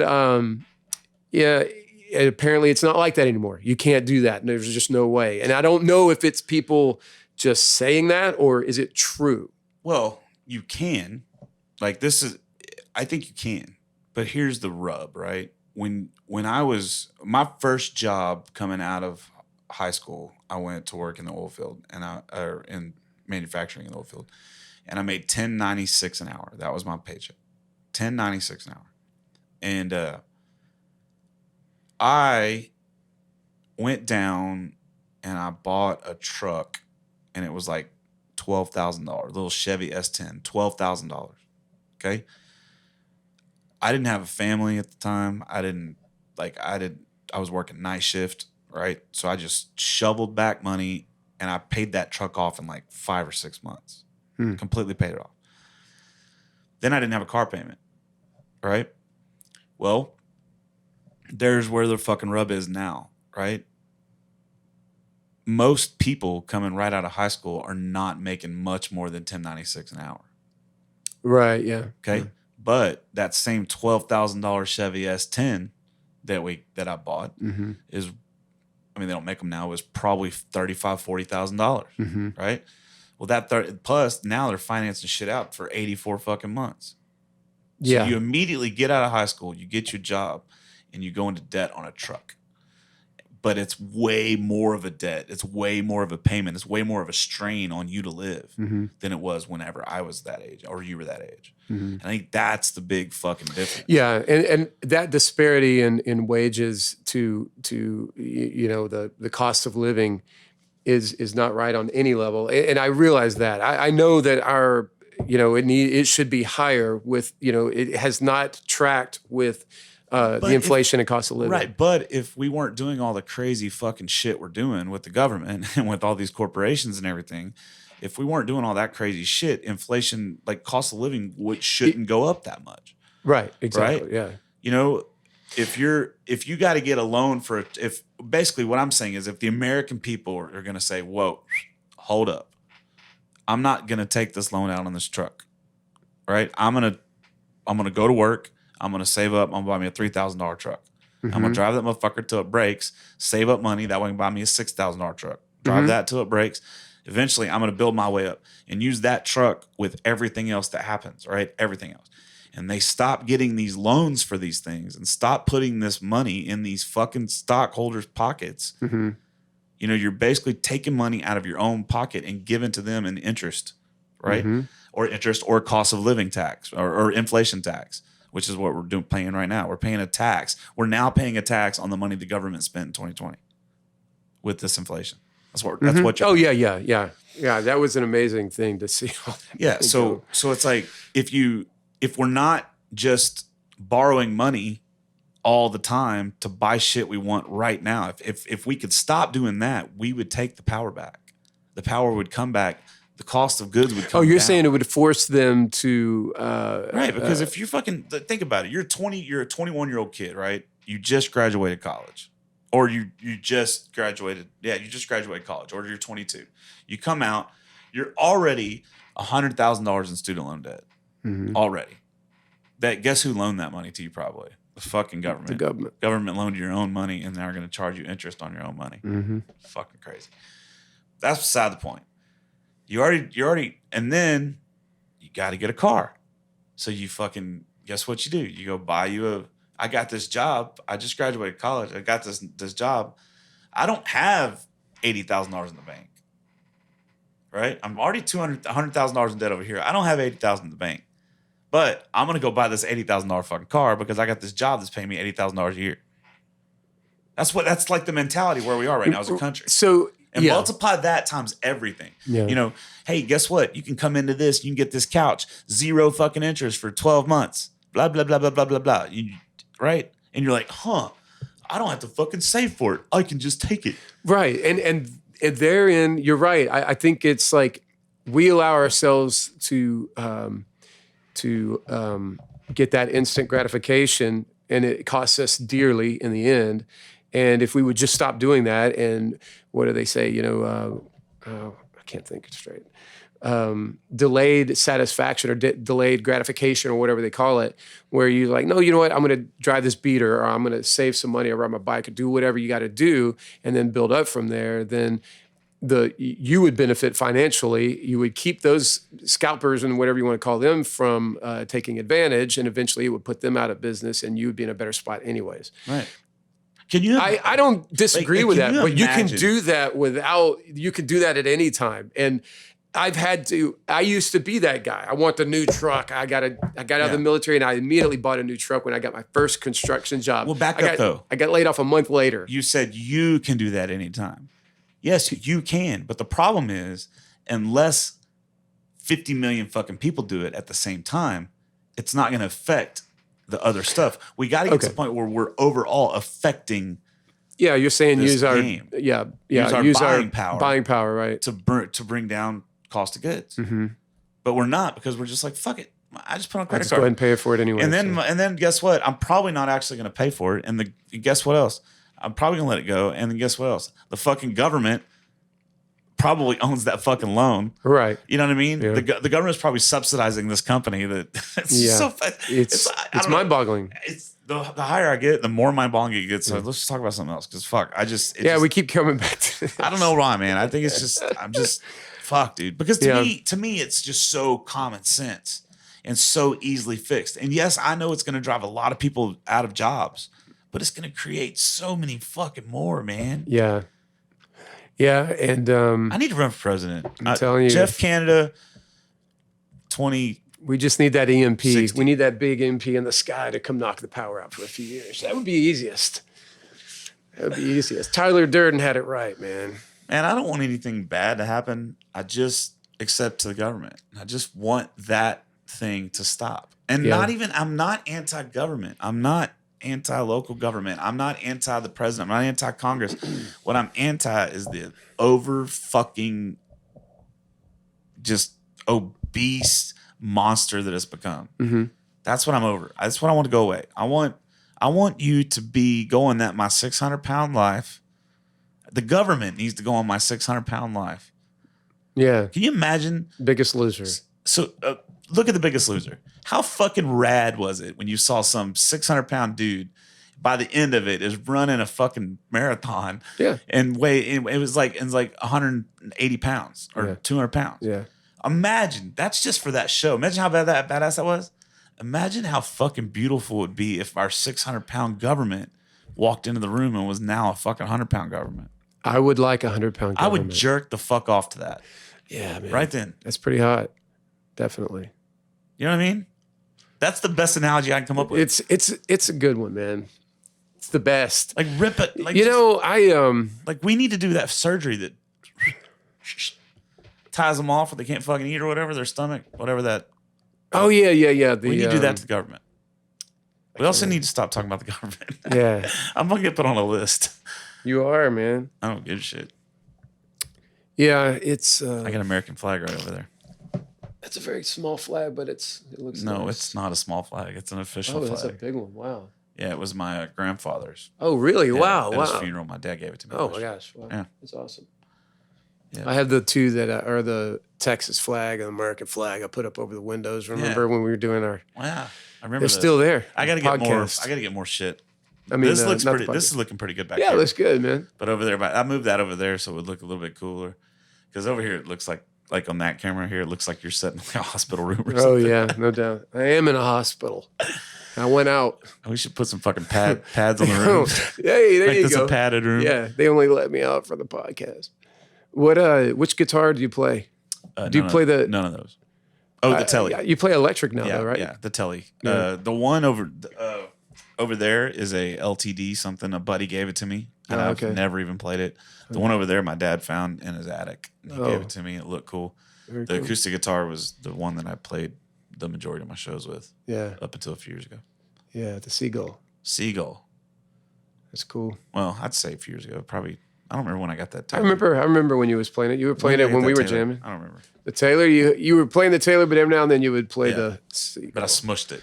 It was in my truck in a soft case, and I Yeah. slammed the door in it. Yeah, So they're now- the worst. yeah, on doesn't work. guitars. Well, I'm not like you. That's it. That's all I have. I have two guitars that I play. Which ones? I have my 818, the Taylor, and I have that Telly. Oh, okay, the Taylor. That's it. I don't have a full back. band. I don't have a backup acoustic, Yeah, dude. I'm living life fucking dangerously right now. yeah. I sold you my You're on the acoustic. edge. Yeah, you did. You bailed. See, I you play bailed it. me out again. You bailed me out. It's again. a nice guitar to have. And you needed that self gratification, right? Instant gratification that you went down. It and was put. to help you, Jeff Canada, the guy that helped me so much get going in this field. I'm grateful for that. So it was a few things. It was that, and you needed a little help, and it was like, it's not like I'm just saying here's a whole bunch of money. You were giving me a very nice guitar signed by Randy Travis, and you know how many times I've told people about that? All the time. And then, it's just cool to have it. I'm I gonna buy it like, back from you one day hey, you know what? It'll probably be for sale. for the original price I paid for it. Yeah. Yeah, what was that? I only The took receipt's in there, so I know exactly how much it was. $5,200. Yeah, it was. $5,200 pay for that guitar. I don't know. Tell me how you are on this. I don't look at instruments in a sentimental way. I view them as tools. I'm in the middle. Some of the instruments I've had for a long time, and the one instrument, like the very first bass that I got in December 24th of 1984. I wish I still had it, but I got rid of it. Like at a pawn shop or something. I traded it for a piece of shit bass, but it was red. It looked cooler, I thought. I was just a kid. It was all done. And I hated that I lost it. In fact, I bought that same type of bass just like 2 years ago, just because I wanted to have at least the image of it sitting there, and I could pretend in my mind that that's the same one that I had all those years ago, 40 years ago. But anyway, it's I could get a little sentimental about them, but at the same time, I play more music than I ever have in my life, so I definitely see them as tools, more than I used to. Yeah. But when it comes time, I'm probably going to have trouble putting any of them to pasture, and be like, you can have it. That's what, my solution to that is to give everything to my kid. Yeah. I've already given him like 3 or 4 guitars, bass and 3 guitars, I think. Yeah. And that's it. I was like, he's going to have my whole one kid. You can do that. Yeah, he'll just have the whole damn collection eventually. My dad is fucked if he he's got 3. Oh, right. He's got 3. How's that going to go? He's got 3 kids to split shit with, and I think 3 stepkids now, and 2 of his real kids are assholes. Which ones? Me and my brother. So it's probably gonna be a battle royale. No, it's not. My dad, he gave me that flag that was my grandfather's flag, and then I have a pistol from my grandfather, and then I have this little slot machine that my grandma got in Vegas. That's cool. Those are the 3 things that I have. Oh, and inside that beer box, that wooden beer box, is a quilt that my mom made. Oh, nice. Okay. So it went through the flood, and it's kind of messed up. But those are really the only things I have of sentimental value. I just don't look at shit that way. I don't have a lot of other people's shit. I have just the stuff that I've accumulated, and it's only instruments. Like if those, I buy a lot of instruments. It's like a sickness, but it's sort of like, well, does it make me happy? Yeah, it makes me happy. I really like having that. I like having it sitting there. I'll play it sometimes maybe or whatever, but eventually it's going to go to my kid anyway, so I don't care. It's like, but I've thought about it. I've had, I'm doing all right. I have a nice house and I have a decent car. It's paid off and those kinds of things. But I've thought about it like, what if all this stuff went away? Everything. And I'm like, man, that would suck. But if I had one guitar, if I had an acoustic guitar, I could survive it. I would play music under a bridge and for tips until I got enough money to do this, and just like I would just try to, recover. Trade your services. Yeah, just do something like that. Music has always been a escape, sort of an escape. The whole creative process. I used to draw a lot, and that was my thing when I was a little kid. And then when my dad bought me my first bass and got me, I was interested in music. I like to listen to certain things, but playing music never seemed like a thing. But I got into that, and it was, I discovered what an escape it was. And I didn't really like my life when I was a kid, Mm-hmm. So it was, I really took to it, and really spent a lot of hours with it. And then I found that whatever the situation was, like a bad situation, stressful situation, man, if I could play some music, it would just get my mind. It was like praying, in a way, or meditating. It would just chill me out and get me like, okay, now what's going on here? Let me figure out what the situation is and how to try to fix it. But so I've always had that kind of thing. I've said it, music has saved my life many times in a way, Same. But anyway, how did I get off on that? Yeah, anyway, ultimately, though, the tools of music, that's all they really are. But if I pass it on to my kid, then it's his problem, right? To do whatever. And I won't give a shit anyway, so. Yeah, you're going to be fucking dirt. Yeah, I'm going to be worm food. I'm not. What are you a donor? Donor? Yeah, like a organ donor? I used to be. Do you have to renew that every... I'm doing my whole body to science. Really? Oh, dude, I want to. Think they're gonna want it? Man, I want some fucking medical student intern chopping me open and being like, "What the fuck is this? Why do I feel violated when I touch this guy's skin size?" Yeah. The first thing I do is unzip the thing, and they're gonna laugh at my dick. That's gonna be the first thing. Yeah. They're gonna be like, I think they all probably have a. They're like, well, this guy didn't die from too much sex.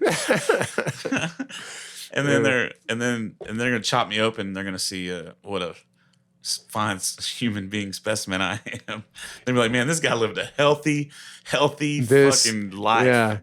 Yeah, that's amazing. I don't really care. I don't know if I'm a donor or not. I don't remember. I've probably seen enough movies where I'm like, what if you check the donor thing and then they're like, hey, we like that guy's eyeballs or whatever. Then you fucking die. Yeah, like let's take him out. I mean, something's gonna get you. Eventually, yeah. I hope I don't see it coming. Or do I want to see it coming? I don't know. Depends on what's coming. I don't want it to be slow, obviously. Dude, I have a very, very good feeling that it's going to take a whole hazmat team to clean up. Oh God! However I die, I think it's going to be something crazy. Yeah, I don't know, man. It could be right now. Fuck. Yeah, I could leave here. I've thought about that. I could have a heart attack right fucking now. Oh God, don't do that. I do not want to give you and just mouth kill to over mouth. right here on this podcast. Do not resuscitate. Do not resuscitate. Oh, okay. Same. I should wear. I really wouldn't care. Like if I'm out and I've gone through the process of dying enough to where I would have to resuscitate this guy. Please don't do it. Yeah. Let me go. Dying once is enough. I think. You know. Yeah. What would be my luck? This would be my luck. I would die. I would go through this tunnel, whatever it is. I would get to the other side, and it would be like 17 Kate Beckinsales. Just hello, Mr. Canada. 70? 17. Oh, okay. Yeah, When I was 70, you can 16, be Muslim. Yeah, 16. Is she a virgin? 16 too. Because that works And for the they're like, Muslim. they're like, come on, Mr. Canada. Islam. And you go in, and you're like, this is heaven. And then I get sucked back out right to the fucking hospital room. Oh, yeah. And I'm like, fuck. And then You try to go back to sleep. You're like going, but then pulling to the top that IVs. off, my dick never works again. I had to drive a wheelchair with my fucking tongue. You know, that like this is the way Yeah. my life works. Yeah. Like I was about to get raped by 17 Kate Beckinsales. Yeah. But now my dick won't work. And And, then I you're gotta gonna drive be- this fucking wheelchair with my tongue. And I gotta talk through a computer. Fuck. So that's why I have a do not resuscitate. Yeah. That would suck. Candace and I were talking about that today. She goes, really? Like, do not resuscitate. I said, no, like, fucking let me go. Yeah. Yeah. I mean, I say that so cavalierly, but a friend of mine actually, a good friend of mine, I won't say his name and all that stuff, but he just had a heart attack and they had to resuscitate him, Yeah. apparently. If they did CPR on him, and that's, as I understand, that's what happened, that means that he wasn't breathing and or no heartbeat, no pulse. So they brought him back. And he's alive and well, and he's doing okay. And and he's relatively young, older than us, but young, relatively young. It was a kind of a shocker. I thought he was in better health than that. But at any rate, I'm like, man, you'll have to go through that at least one more time. And it all depends on where you're at, too. Like, what happens if you fucking die and you go through this black hole and on the other end is nothing but fucking Joe Biden talking in your ear while Trump is butt fucking you with the devil's dildo. And then That would suck. You would want to be rescued. you would want to from be that. resuscitated. But there's a 50-50 chance that it's going to be. What are the odds? What's the over and under, as you like to say? I don't know. I don't know. Yeah. But is it really a 50-50 chance if it's heaven or hell? I mean, there's probably a pretty good chance that it's just Nothing. dark. I don't know. That's a whole other subject we can get on. But I really feel like I had an epiphany in the hospital just when I had that little surgery. That I think it's just nothing. I think, because I was like kind of talking, okay, so I had my appendix taken out in 2020. That was another thing that made 2020 suck, except I was off work for like 2 months and it was great. Man, I was a Grand Theft Auto king up in there. But it sucked being at the hospital all by myself. I didn't tell anybody I was there. I just went and I was like, I didn't care. I was so depressed. I just didn't give a shit about anything. And so I'm sitting there and they're like, yeah, we got to get this done. It's going to be rupturing any minute, blah, blah, blah. I'm like, okay, whatever. Well, they didn't do it that night. And so I stayed the night. They're like, we're going to do it in the morning. Okay, cool. They couldn't get to it. They couldn't get a doctor in there or whatever it was. So I was like, carry it on. I'm like, it really doesn't hurt anymore. And they're like, that's because it's about to rupture. That's what happens. It stops hurting. I'm like, okay, whatever. So the day comes and they're finally like, okay, it was the evening of the second day. They're like, all right, he's here. It's 7 o'clock or 6 o'clock at night. We're going to go ahead and get you back there to do that. I'm like, fine. So they get me back there and I still haven't told anybody even, nobody.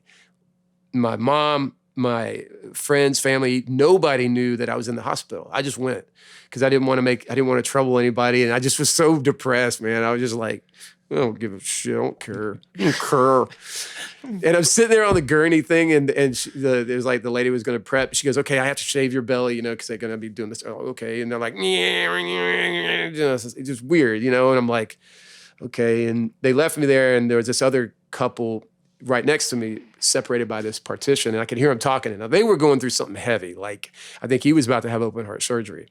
And they were older. And it was just hearing like the sweet things they were saying to each other. It was touching. No, it really was. It was like, it was touching, but I didn't have nobody. And I was like, well, you know what? I don't give a fuck. I was like, you know what? God, if you exist, I'm cool with you, okay? Let's let that be my whatever, my plea. But if you're not, or I was like, if you exist, cool. It would have been a lot cooler if you would have shown up in this reality that we all exist and, live in.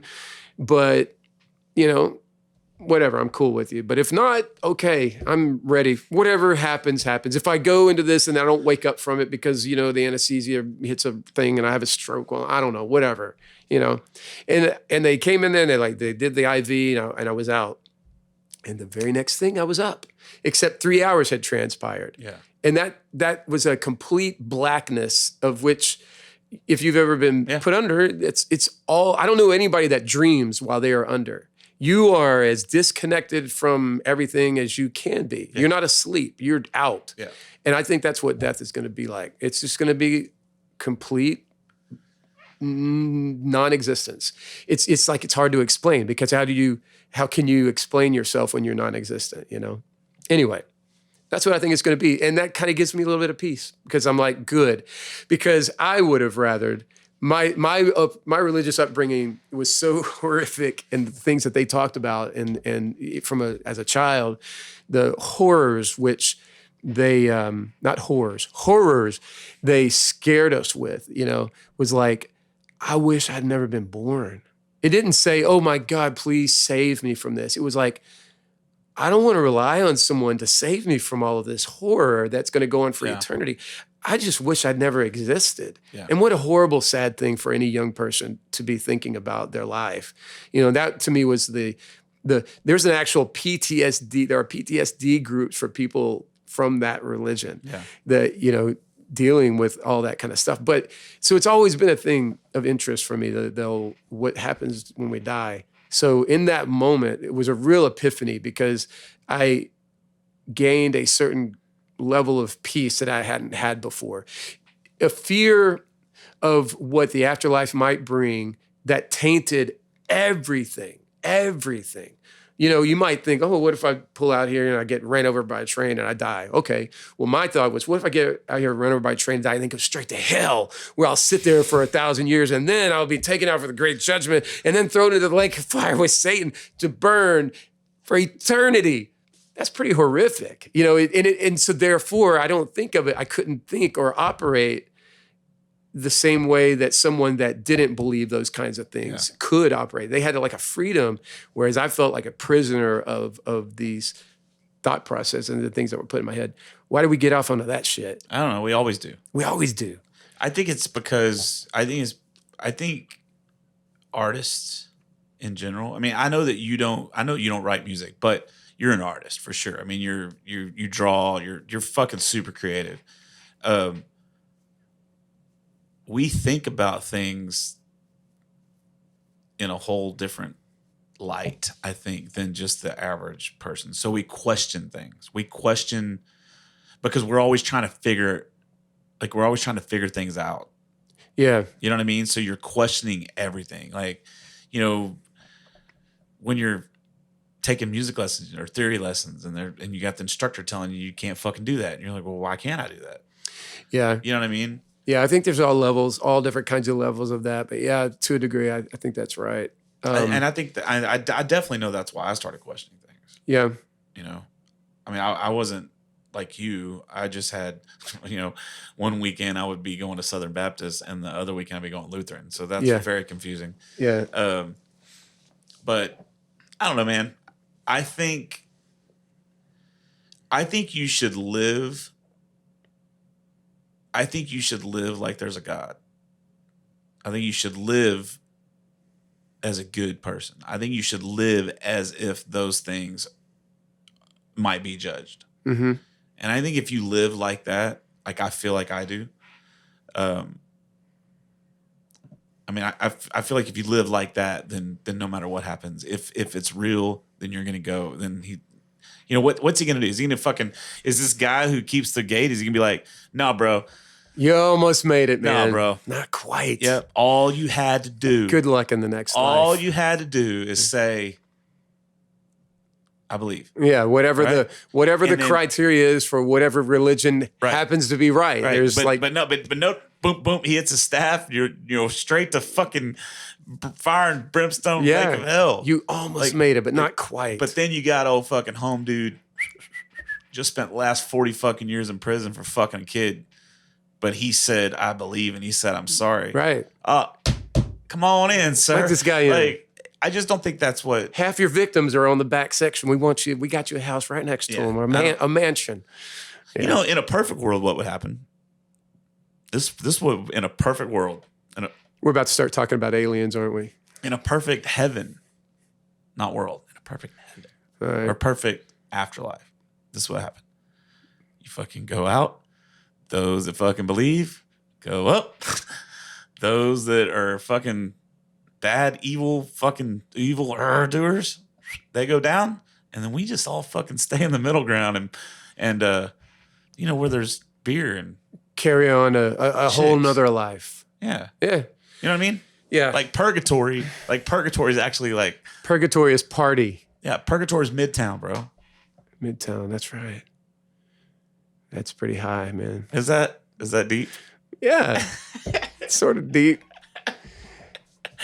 But that's the thing. It could be something like that. We don't know. Yeah, we don't know. We don't know for sure. And that's the thing. We don't know anything. Nobody. And that's why we're back to where we started. Nobody knows. That's why we're back to where we started. The words, I don't know. I don't know. I don't know. Maybe that's what this podcast should be called. I don't know. I don't know. I don't know. I want to say it like that. I don't know. And I'm also tired of your fucking questions. Yeah. I don't know. I don't know. Actually, I don't ask questions on this podcast. Not you, anybody that's saying that. Yeah, I don't know, man. It's weird like that. When you start getting into those questions and really start thinking about shit, especially when you're on drugs, it's like, man. I mean, I want to believe that I go to a fucking when I die, I go to this rad place. Well, that's if there is another place. But I want to believe that's real. I mean, come on. Not me, because there's an alternative, and the alternative is so horrific. No amount of awesome can make up for if you fuck up and you slide down into that one. No, I get nothing. It. Yeah. Nothing. I understand. The only thing that's better, or the only thing is better, is non-existence. So you don't have to suffer. You don't get the pleasures, but you don't care. I don't know. You don't care. Well, some interesting things. I've heard that supposedly the whole idea, since we're still talking about this, the idea of hell was sort of injected into the scriptures by a certain church, a big global church organization, to control the peasants way back in the days. And I don't know whether that's true or not, but it sure makes a lot of sense, because it is a huge compelling factor or controlling factor of that for any religion, any God. It's like, please him and he's cool. If you displease him, it's going to be really bad for you. So go ahead and do what we tell you to do. We're going to guide you through this process, and whatever. Yeah. And that, I don't know. I think I'm a pretty decent person. My thing is do no wrong. Try to do no evil towards people, and try to leave the world a better place. Yeah, try to do nothing wrong, do no wrong, and try to leave the world a better place. If you do those two things, really try to do. The way I look at it, try to do nothing out of malice. Okay. right? Like try to do nothing out of malice, because sometimes you got to do some bad shit. you know? Well, it's not. Yeah, I'm not saying It's like, you know. like don't do stuff out of hate. Like I think that's really the way I live my life. I don't do anything out of hate, right? Like I'm not a hateful. I've done a petty thing or two, but not talking it was in the petty. middle of a divorce. So I'm not a hateful person. Oh, I've definitely done some petty shit. I'm not. Yeah. I'm just not a hateful person. It's just hate is stressful. Yeah. Here, control is stressful. You know, this was a conversation I had with my kid, and I think I've talked to you about it before. You know, when we were, you know, he stayed with me after the divorce, and 17 years old, and man, he was pissed off about everything, and I don't blame him. It was kind of a crappy situation for him, but you know, it was a struggle trying to work the full-time job and working double time and 7 days a week and all that I was doing, coming home, making dinner, trying to get the house straight, all these kinds of things. I was like, damn, this is hard. And he and I were just really not getting along very well. And finally, and he was getting close to 18, but I was like, he and I were going to get some food or something. I was like, and we hadn't been talking. We were pissed off at each other for like 3 weeks. I'm like, you know what? I control you a lot, your life right now, right? And he was like, yeah. And I was like, you don't want that. You want to have control of your own life. I was like, well, okay, here's the thing. You know right from wrong by this time. You're not 18 yet, but you know right from wrong. You know those things. And so here's what. I'm going to stop trying to, you know, control all these small aspects of your life that are just frustrating both of us and whatever it was at the time, I don't remember. But and you just do a couple of things, you know, clean up after yourself so you can help me a little bit, you know, because I'm doing all these other things. You know, be home. If you're not going to be home by this time, all I ask for is a text. Let me know when you're going to get home. I'm going to be asleep, but I'll get it and it'll make me feel better, whatever. A few little things, right? And it changed our the dynamic of our relationship. For him, he was finally getting the freedom that he wanted to go and either make mistakes or do smart things or whatever and learn more about life as he was set to do. And for me, I realized control is stressful. I don't want to do it. I want to have self-control, of course, but I don't want to control people. I don't want to, you know, it's really a stressful thing. You know, you read about relationships where the spouse or whoever is narcissistic and wants to just control every aspect of their, I just don't get that kind of mentality at all. And it's like, anyway, I'm rambling. Same way, bro. Yeah. Well, you and I can ramble all fucking night, dude. Yeah. So we'll do another one. This is fun, man. Yeah, you like it? Yeah, this is cool. Cool layout. How long have we been talking? It's a couple hours. Dang, man. Yeah. I see how Joe and them do it. It goes on and on and on. Yeah, I mean, when you're talking to cool people, I mean, I haven't so far. You're my fifth person to talk to, and there hasn't been one where I'm like, oh fuck. Yeah. You know what I mean? That'd be when you call somebody from out of town, and it turns out, Well, that's what I'm trying to get. I'm trying to get 5. I'm doing another one tomorrow, so I'm trying to get like 6 or 7 recorded before I release the first one. Oh, you haven't released any of these yet. Where are they going to go to? They'll be everywhere: YouTube, Spotify. Oh, all of the platforms. Yeah, good, cool. And but I didn't. I wanted to make sure I had enough in the buffer. In case I have a shitty guest. Yeah, I don't want to air it. Sure. Yeah, that makes sense. And I'm not doing any of the shit. Everybody, I'm not doing any of the non-disclosures and all the fucking waivers and all that stuff that I have to sign a lot of those. If you want to fucking like, if I release something I shouldn't release, and we're not editing these things either. Like, what's in there? Oh, okay. Like, I was gonna say that a lot. Okay, can we edit that out? No, please. We're not fucking editing shit, bro. Great. What you hear is what you get. Good. I don't care. Full length. I don't care. I'm not gonna stress about it. Yeah, I don't care. I don't know. I think I may or may not have had a booger in this nostril for the entire episode. I hope. I don't see it now. No, so I knocked it out on me. I knocked it. It fell down, and it was like a fucking boulder rolling down my. I think I stomped my toe, and don't kick me. It was kind of big. So if you saw that on the camera, yeah, I'm human. Oh, I forgot you have 2 cameras. All right, I'm human. I'm not always. Yeah, we have bodily functions, model man. Piece of perfection. Bodily functions. Yeah, things happen. See that's one thing. That's the shit that makes me question God.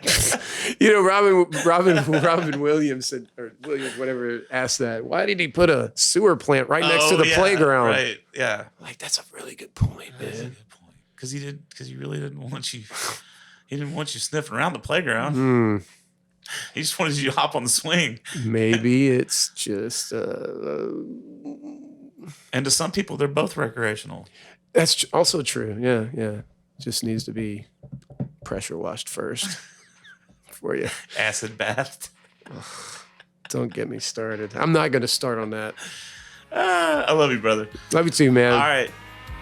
Let's get out of here. That's it. Wrap.